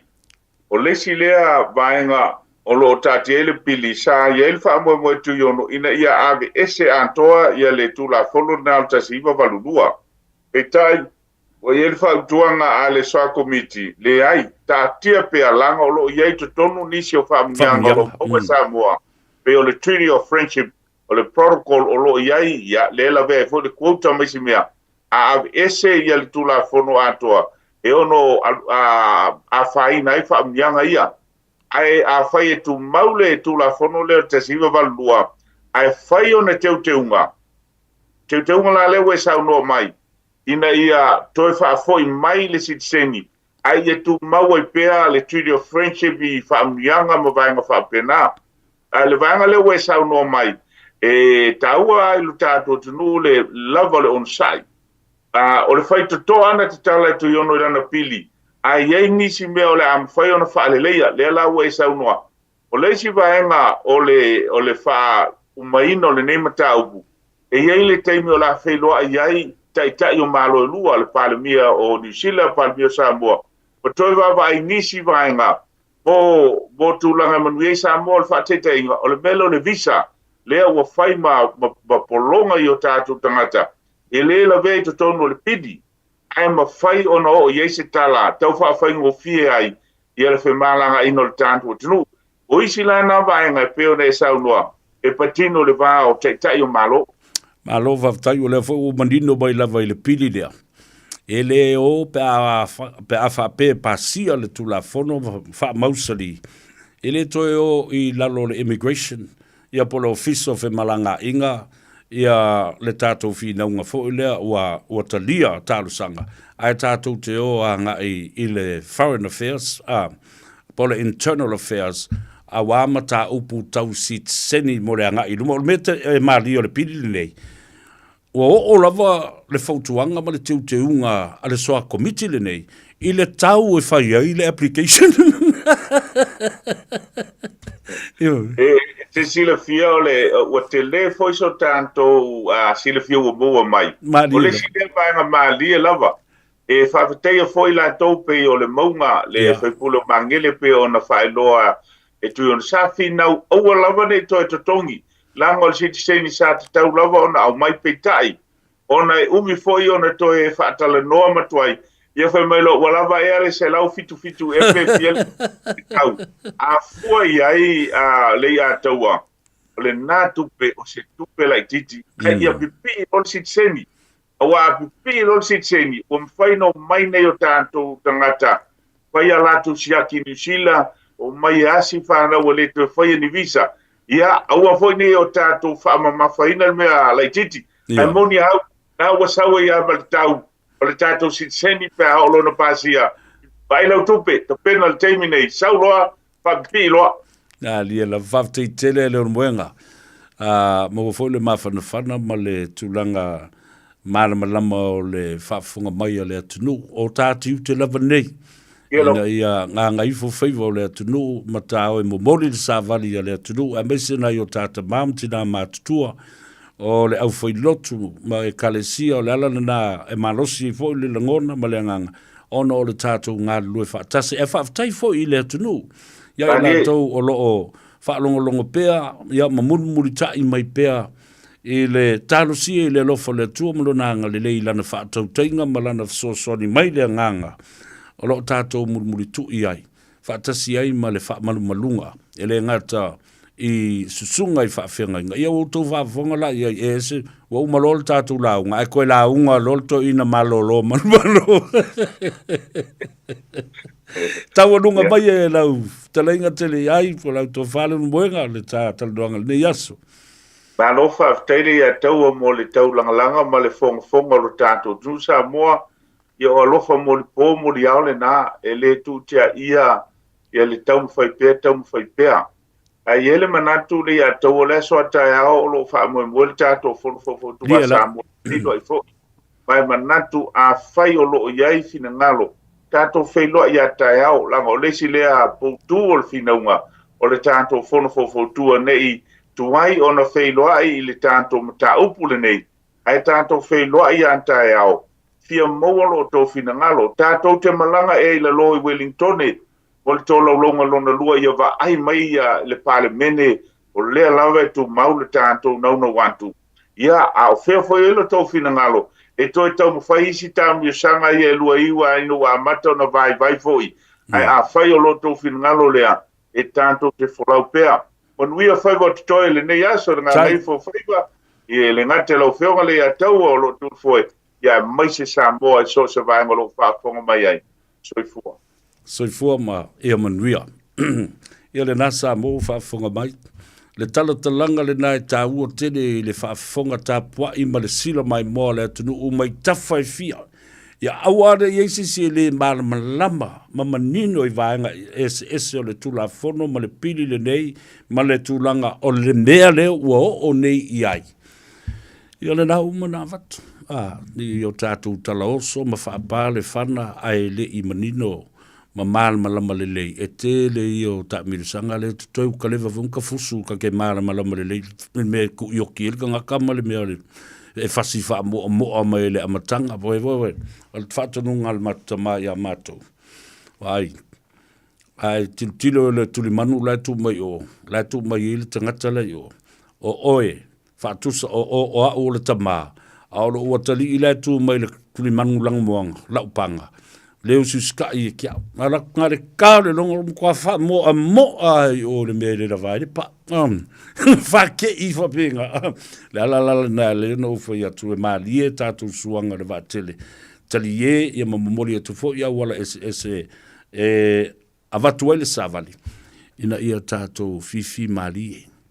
Yo e tātou on saima maloto tele.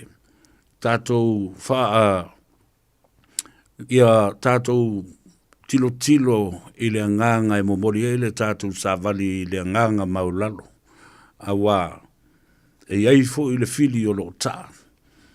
Tātou te whaaleanga fo i tātou me whai. Ia e tātou te tūwhatasi.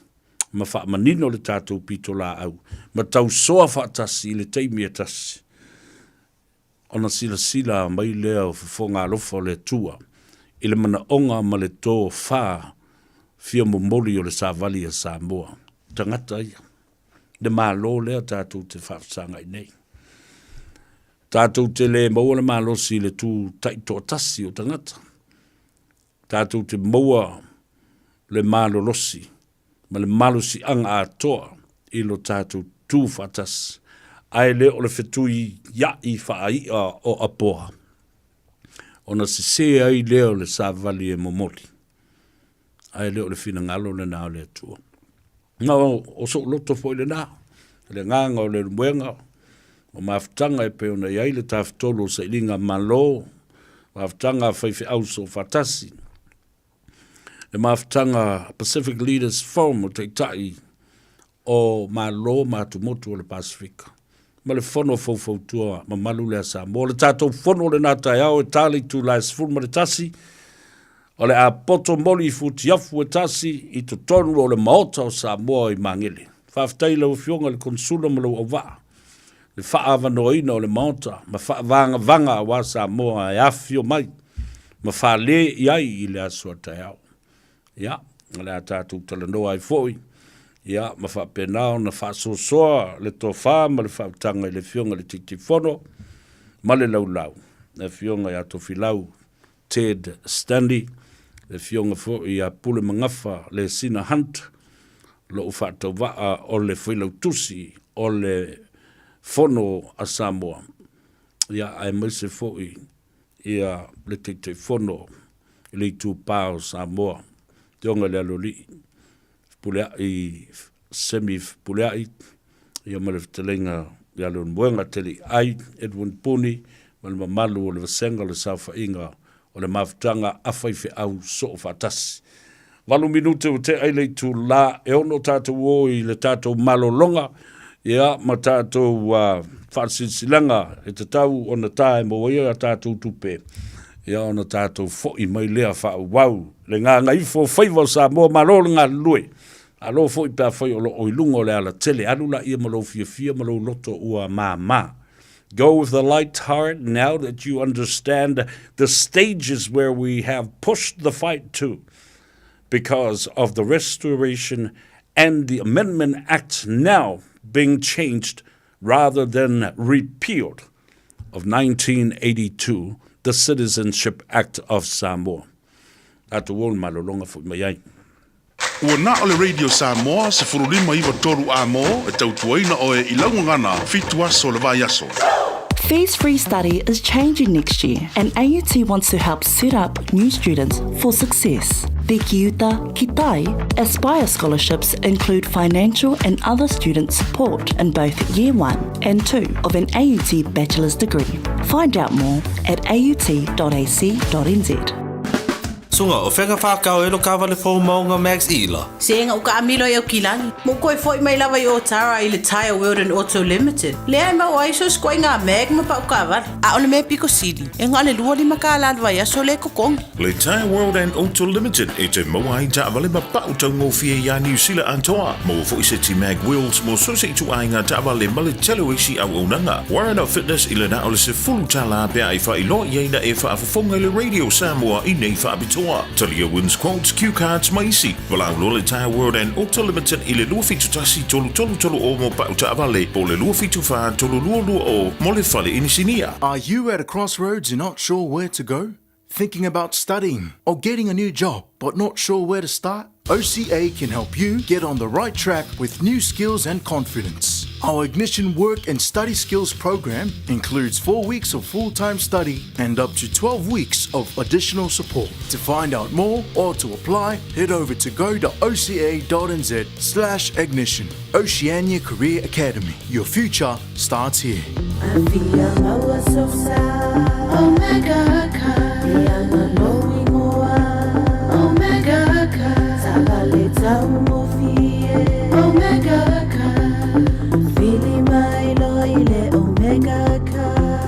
Omega Cars, lua selau Cavendish Drive i Manukau. Po le telefoni o iwa lua fitu 5 tasi lua.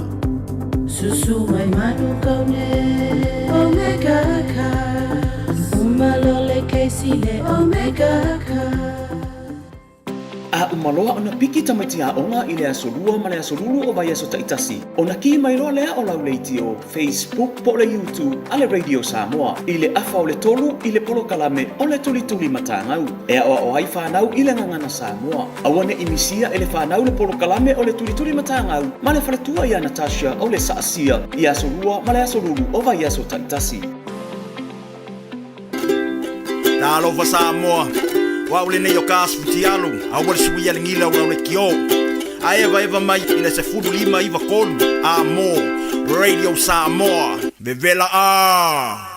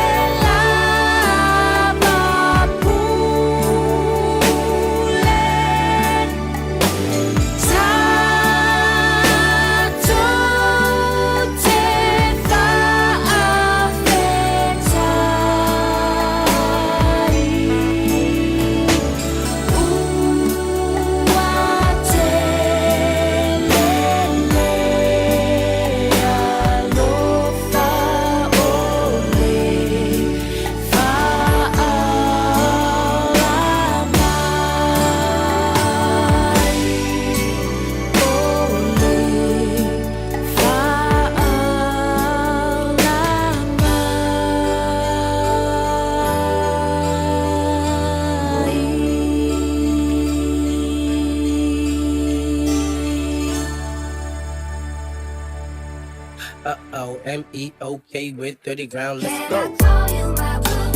Yes, you can. You call me a girl. Yes, I can. We can roll down the street if you want to, lady. 'Cause you're my baby. My baby. Yeah, we'll follow what's our move. Sa umo fatali male, oh no sai. Oh mao, ele umalo saluai. Ilo fia falo sa upumai ya wehani. Ba imau, ba futanga, ba fana. Be analea ile fili ole le yolanga. Oh ulangona wa mawa luma ia sunga. Lufa wa luna o e maui aso uma. O fratu uatae uavai vai. Le fia vai, le fia baya tu ia ohani. Se upumalu, e faile amao pusulu. Ni moa molulu, iuliupulu, weta musu. Se masalo, wa emusu, yata ita. Wata uo upufa besi, you still lie. Taulemu, lo ufatu ia ufainga. Soy foya malolo i lo ainga.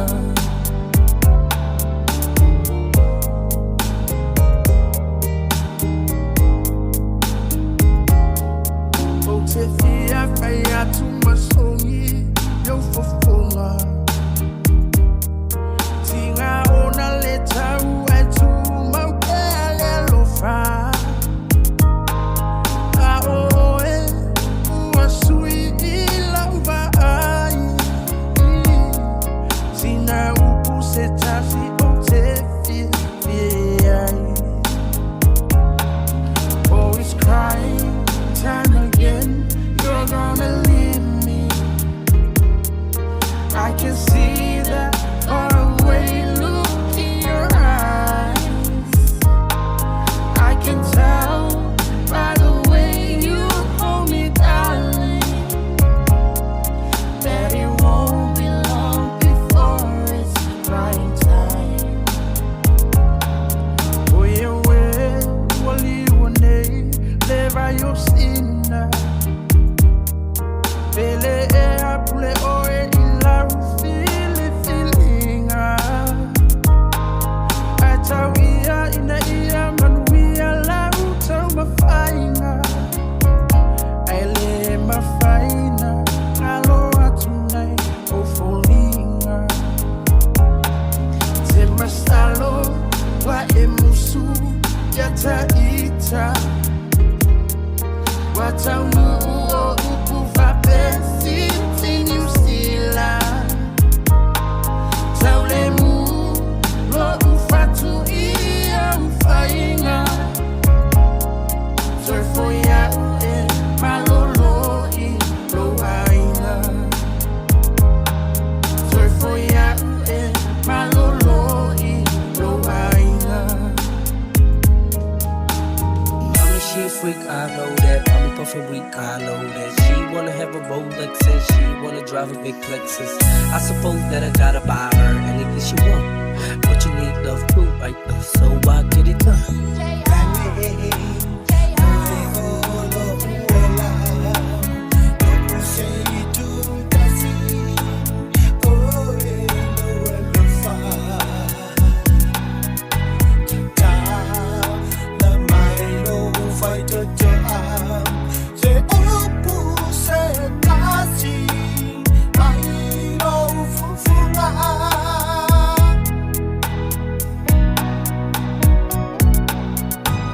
I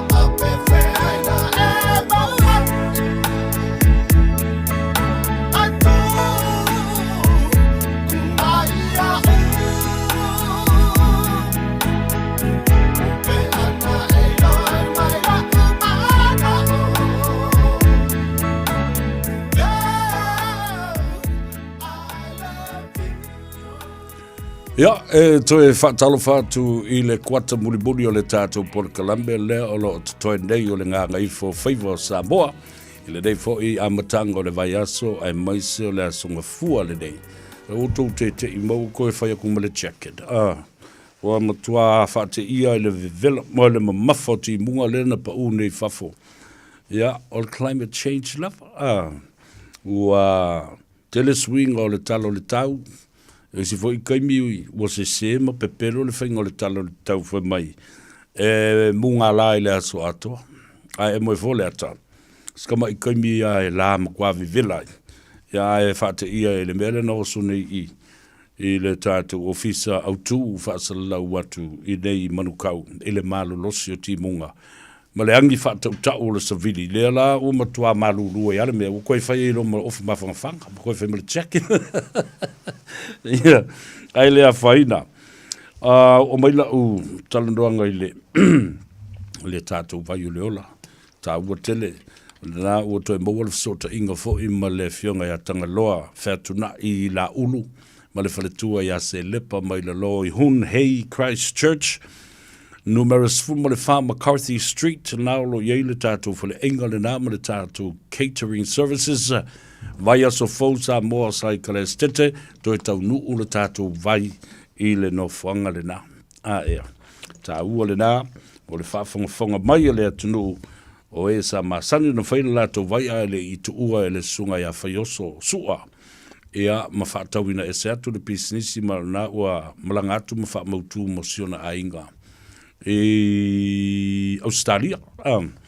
Nala o toi tu lai mai I le fionga tanga loa whaatuna I la ulu, malwhalitua a se lepa, ia toi whaatino le nā tina e me le nā whale o loa. Tā ua tele, wai aso le nei, ma waile tātou vai I nai Christchurch.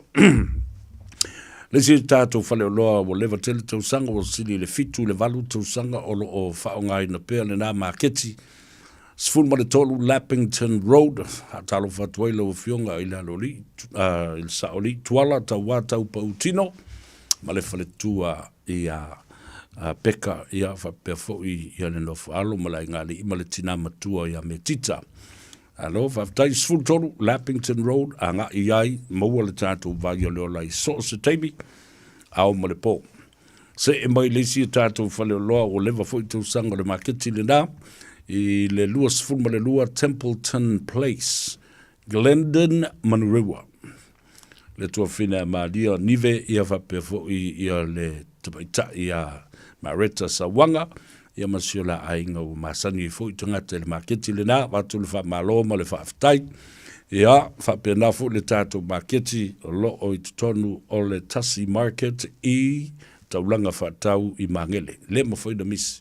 Lo iai ia le fionga I le tole fua o le whaasina, ia whapea fo I le sunga ia whaola tane Peter Silva, le tina ia Auntie Fiona ma utou uma o ngārurue ina matu le whamalo ma le haftai I utou Faiva fo ia lo filima lo tautua I nai ia le tātou o tanu. O le tātou se le lisi ia tātou maketi te lele na le Grand Market numero Tasi, Triangle Road I nai Massey Road le tulangi sivo lo iei wahi te mula au whainga luenga alue wa eisau vai o leola ia whapefo I ia le vai avoka whatalofa I lo uso e tauwhanga afa wātu o mamalu mo taulangi mai lo mātou nuu I vai lele ia o lo whalongolongo mai I nai Botany mawalau vai avoka I le aso hata e au mtua le vai avoka vai lea so soni tele le wha le leia o le ate ma le tōtonga o le whatungao. Le lei tele mo I la tau e ngase I le ngungu, ia ma o I soropo ngā iwi o so ongo koukingo, ia. O lea, e pei ora ka vale fo le ngale o leo koi kuua, I se meo se ngā o fo e po le crease, ia e lubricate tai ia meo so onga o meo whaitutoa meo whapena ke kangakola e koso ai o I solo vai whapena o maletino le tangata au ngā tele la I le whaale leia o le ngase o le suka ia whapea fo ia le ti ngā o pungaivi o le tātou vai avoka ia tasi le nā vai I whaale nātura ia na o le lau o le avoka ai mata utia me whai le vai le nā ia te oe mai se o tau ia tinam te mai tai e mo e meo cervical cancer, ia po le breast cancer, ia ma tātou fo i oli, i tu pāo tan e mo e le ngase o le prostate cancer. Ia se is teimi ana mai vole o le tātou vai. O tātou whale o lo umana, ia o lo maua ia le tātou vai leo la. Ia whatasi eima le vai avoka ino whanga umana mo le whafonga mai. Ona o mai leo la utala noa. I le mata upu leo le pili a whenga. Le lau a toi wha lawi loa mai. Mana tua o le baso na sei mawatu nei. Na umalawa le wha msinonga mawalunga. Le ana wha tautaia e le fionga i le wha msino sili. Ia Simativa, Justice Simativa Perez. Na umalawa o le vaenga le nā. La stand by mai ei ma le tātou uso. Le fionga le alo le ia ngalu le mana. Autanga vaia tumanu vao tipi autanga vaia. Le sao mea ina ma le story. Breaking news. Wa whaia le whai unga a le fionga i le wha masino sili. Ina ia tau fia uma, ma toso le tau filima, ia fio anga nei e lua ma le mata upulea o lea ua malolotua na i masale i moa. A lea la ua whaisi e fitau i ngā fo, lea a whenga ma lea waa. Saule i unga le wha masinonga. A whenga, tau fi nei lautou ngā luenga. Awana i toi whaia ni atina, e ma ia tau fia fo i outou. Ona outou toi whaatū la i ese. A inga e fia se fulu le nao no fuia ele le melea tau te pisa i nei. O la lava e iai le whai unga le whamsinonga. Le whewsa lau ono se fulu ma le tolu whaasino whapea o lo outou pūlea ele ia. Ioe, ai tā ofi nei. Awana i toi eise atina e mani awala e tasua, mani masini e ngā ioi, awana i toi whaatū la i ese ina nisi o ainga o leo waa o lo ono fuia ele ia. Leo waa, toso e fwoi male tau filima i nā. Ioe, awa ne i o toi toto ina, pe toso se pā, pe toto nisi atina e, po alawa nisi mea. No nofo le lei ma file mu ma tāpuai. Se i whaia le whai unga. A le wha msinonga o whanua ma swafa. Ma teu te unga o le wha vai luas fulu. Ina ia mauti no ai. Le toi wha tūlanga ina o se wha msinonga lo na tolu. E se le original litigation. Umale nā, whaile tālu sanga apili, o na toi o le ilunga, o le si tālu sanga apili, o le toi ilo ilo male apili, ma le review. Le whaamsinonga lo na tolu la le nā, lea o lo opisa i nei. Whai mai le malo le whaatutua i le tua Samoa o tasi, e lea o si pela ina mai le whaavae lea na sui. Ele o iai mani tangata anga waa. E mawhai o na lātou whaatangata le whaamsinonga le nā. A leu te whatu lau tala. Ana o mai o tu malo tu le epa ma le chapipi. Ele kia iei tu le epa, o le vana sui e tu le epa tu la fono ina ia whaamaliina. Lona langona ma lona mana onga. Ina ia whai se whaamsinonga whapea, e tūlanga ese atu mai le whaamsinonga o soni ngā tūla whono ma mea tupu mai le vāo tangata, civil litigation and also the criminal court. O lewa na whai e le iunga. Aia, o le muli tai le fionga le tumai tai pāre, mia mala na whai ngā malo. I le whaavaeolo ta oto mai nei, langa o lewa umana talepe le whaavae. Nel nei tau na mamla mai ai. Avala o mai o e sol tu la fono sol fa vai o le fa tau o mono tu te le pe mo fa vai. O ya kalepe la le me ala fa fenga fa. Le tau tu o tu a pe no fa tu na mata mai le te le penga le fa vai. Ma le te le penga o mamalu o le atunu. A mata mai le au le malo. Ave ese le upu mamalu. Ave ese le ale me toi fa pi e na.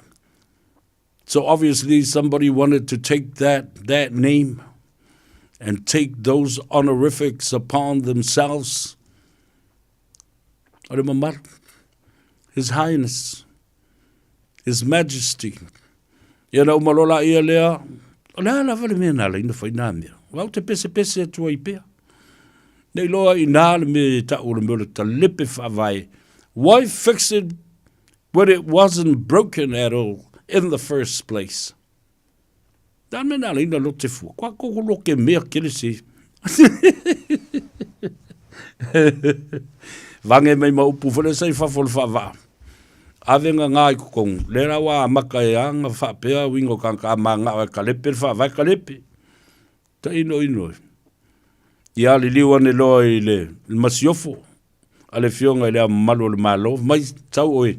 Ia ki e whapea ngā. I lau whale tua o le oko ia se mamalo le upu masiofo ia te oe.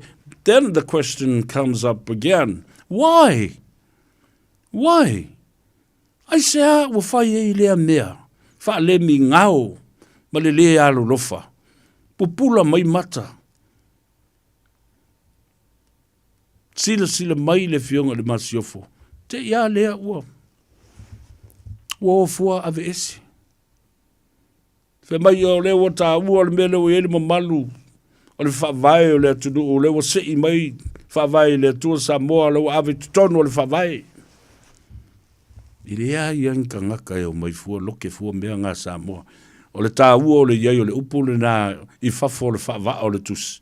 E wha manatu mai iai a I tātou I aso uma. Taipe o le mea fo le lua whai ana whape o le tuspa I ova ave ese mai male mea nai o le tuspa I o le awhionga pa I a le tua ave tu tonul.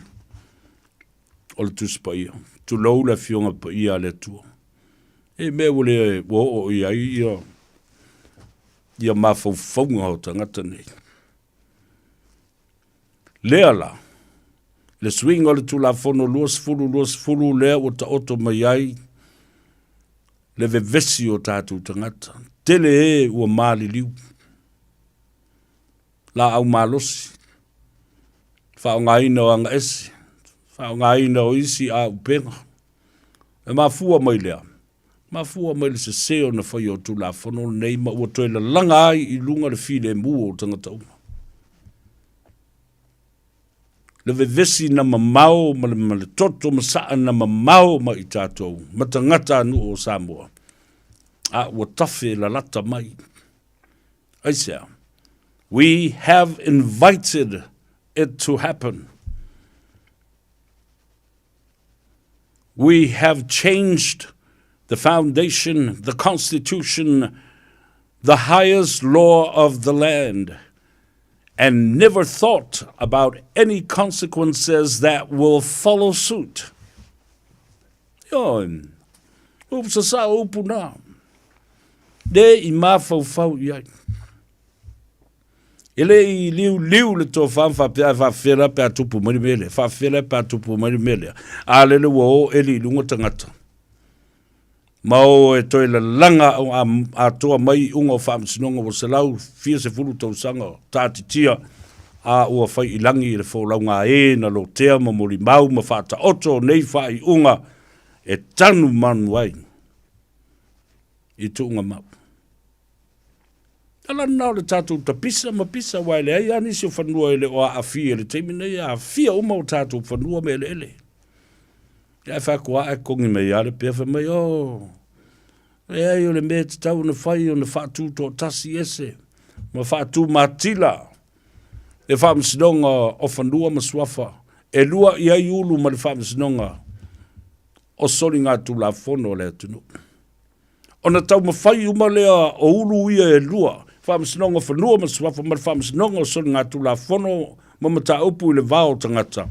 Civil litigation and criminal court and the lands entitlement court wanting to interpret the law at the same time.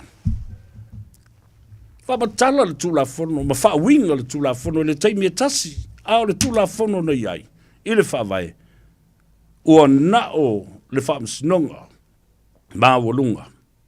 The Supreme Court has the jurisdiction to interpret and develop the law from the legislators, the parliament.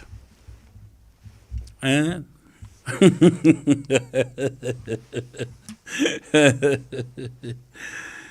whawhela na whai. Whapefe I na whai.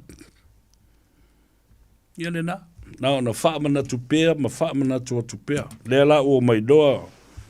A whenga toi a piri le mata upu mwhai mai. Ua o ia o lato wai a te tau. E pei ona whaasino i ai. I unga o whaamsinonga e toru o tuana i atu. Whaatasi ei man whaamsinonga na whai e lea whewsa lau ono sifuma le toru.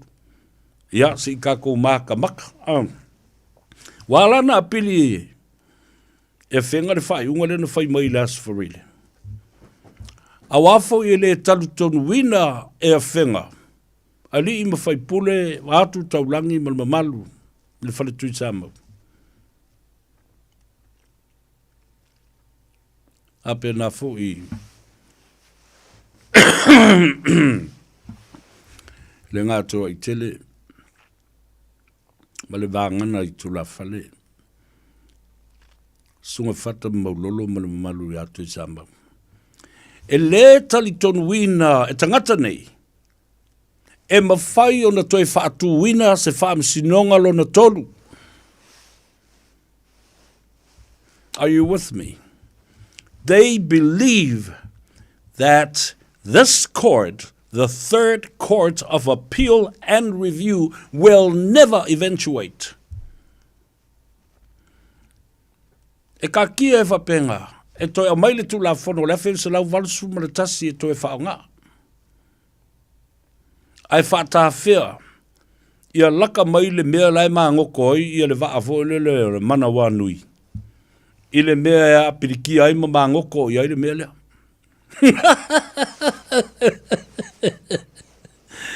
It will never eventuate because why? The amendments are still there. They will bring back the old law. 1981 Lands and Title Court that was prepared 7 years in the making. Yo,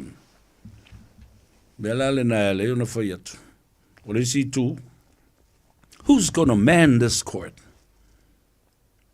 Who's going to run and operate this third court of appeal and review?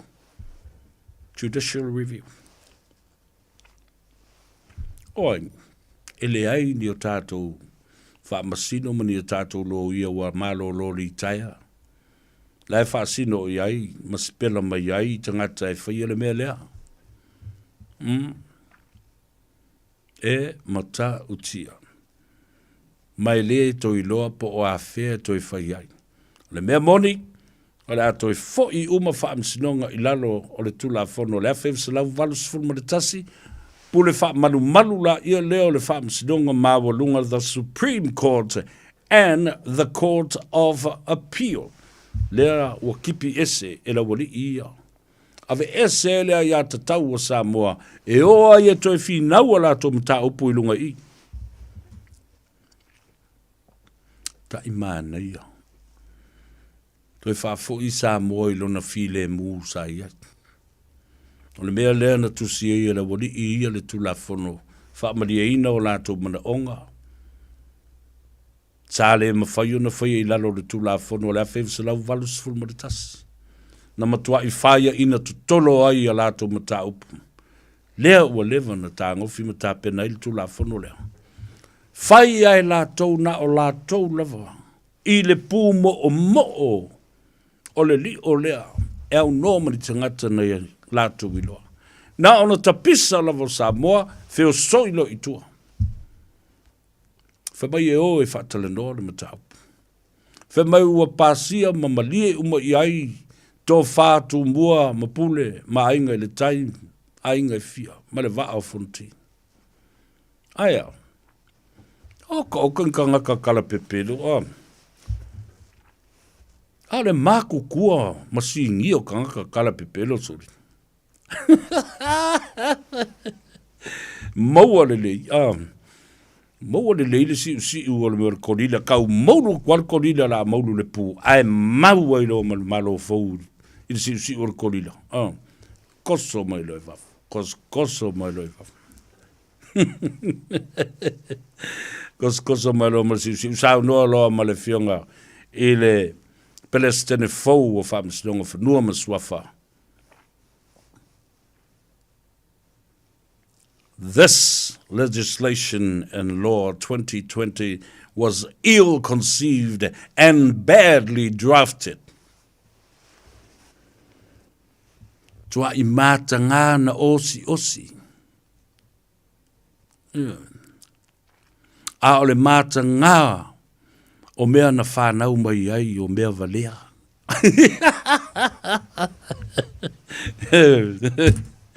Nga o mea valea atu. Whakapula al mea valea ai tala noa mai le fionga ile afu ile. Ile pelestene, sa mai a, o mea ia na tupu, e whatustusa i mea valea mausu ngā, mea whainga ainga, whiusua inga, ale mea le ta māloa whaavale valea, na usu ile fine whaavale valea, whanau mai le la pepe whaavale valea, ole tu la whono le nae whaavale valea. Kwa yo wafua number 1 nale le fionga ya le sa tele rapi justice le sa tele rapi so experienced, so intelligent, so well thoughtful of the translation and the interpretation of this piece of law. Ya ma e peng fa ol kamai ol kula vongo le ol kula fongo mongon kai mai.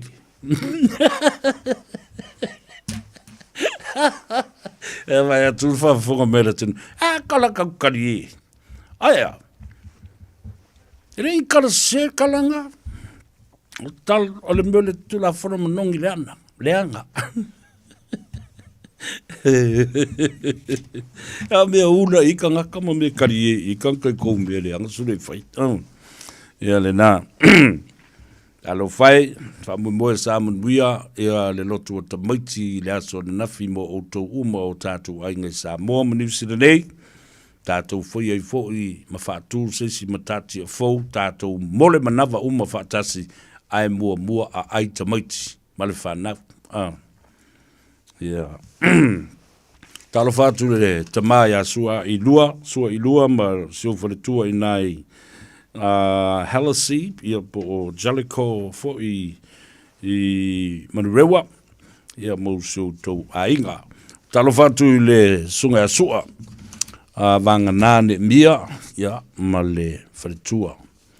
Ia lila, ia po le fionga fo ia leo lua iri, ia whape fo ia le uso ia au matangi masi, seu malo, ia whape fo I le whaletua ia tusi, po le fionga fo ia toa, aftai le mafuta mai le fo ia fiafi male fatalo fatu le uso ya Daniela ya ma le fretua ya matatufu ya ma le fanau I na Ranui Henderson sia oe ina ua e tulai maamo lo fale ia le na I tu vaio mangel oyo afo yo aukilani I sifo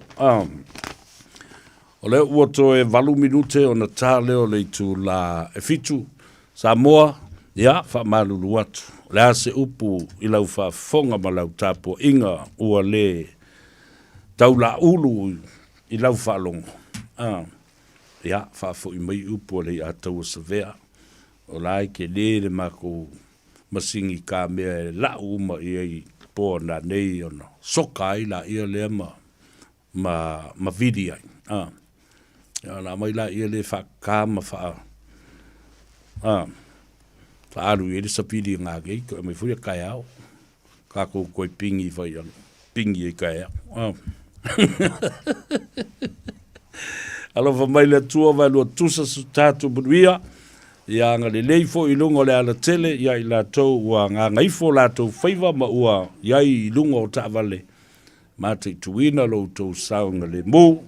Le a tau a savea se yuli le nei so alo, muritalo, ia, lo fatu mo le tātou tunu, ia, ma whaamri atu i le wheta lolo ai ia a onisi fo'i o le a fo'i atu e ngafa ma le sifipo pe o le whetera sunga a sau seu si ufanua le ua taunu mai ia lona sa ia tau te whaafisa ngai i le nei fo'i a uauli ia le tala lea ma le nganga whaalalo ia manuia tele no tātou o tunu o tātou whenua i le nganga ifo o Faiva o Samoa i le aso a tai au le aso lua ai oa ne ngalo le tātou fono a le fono fau tu a tai au tale tu las funtasi tātou whenua i le maota o Samoa afio mai na tala mai au i ona tūlanga ma popo ma le mapupu e whenua i ai i le aso a tai au ia tau ole nei soifua ma ia manuia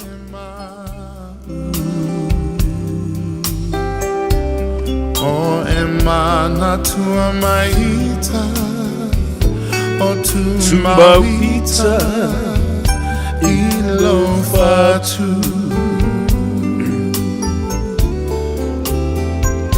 O poma Ta te tala no ai Momo sao se aso Tato e fiava ai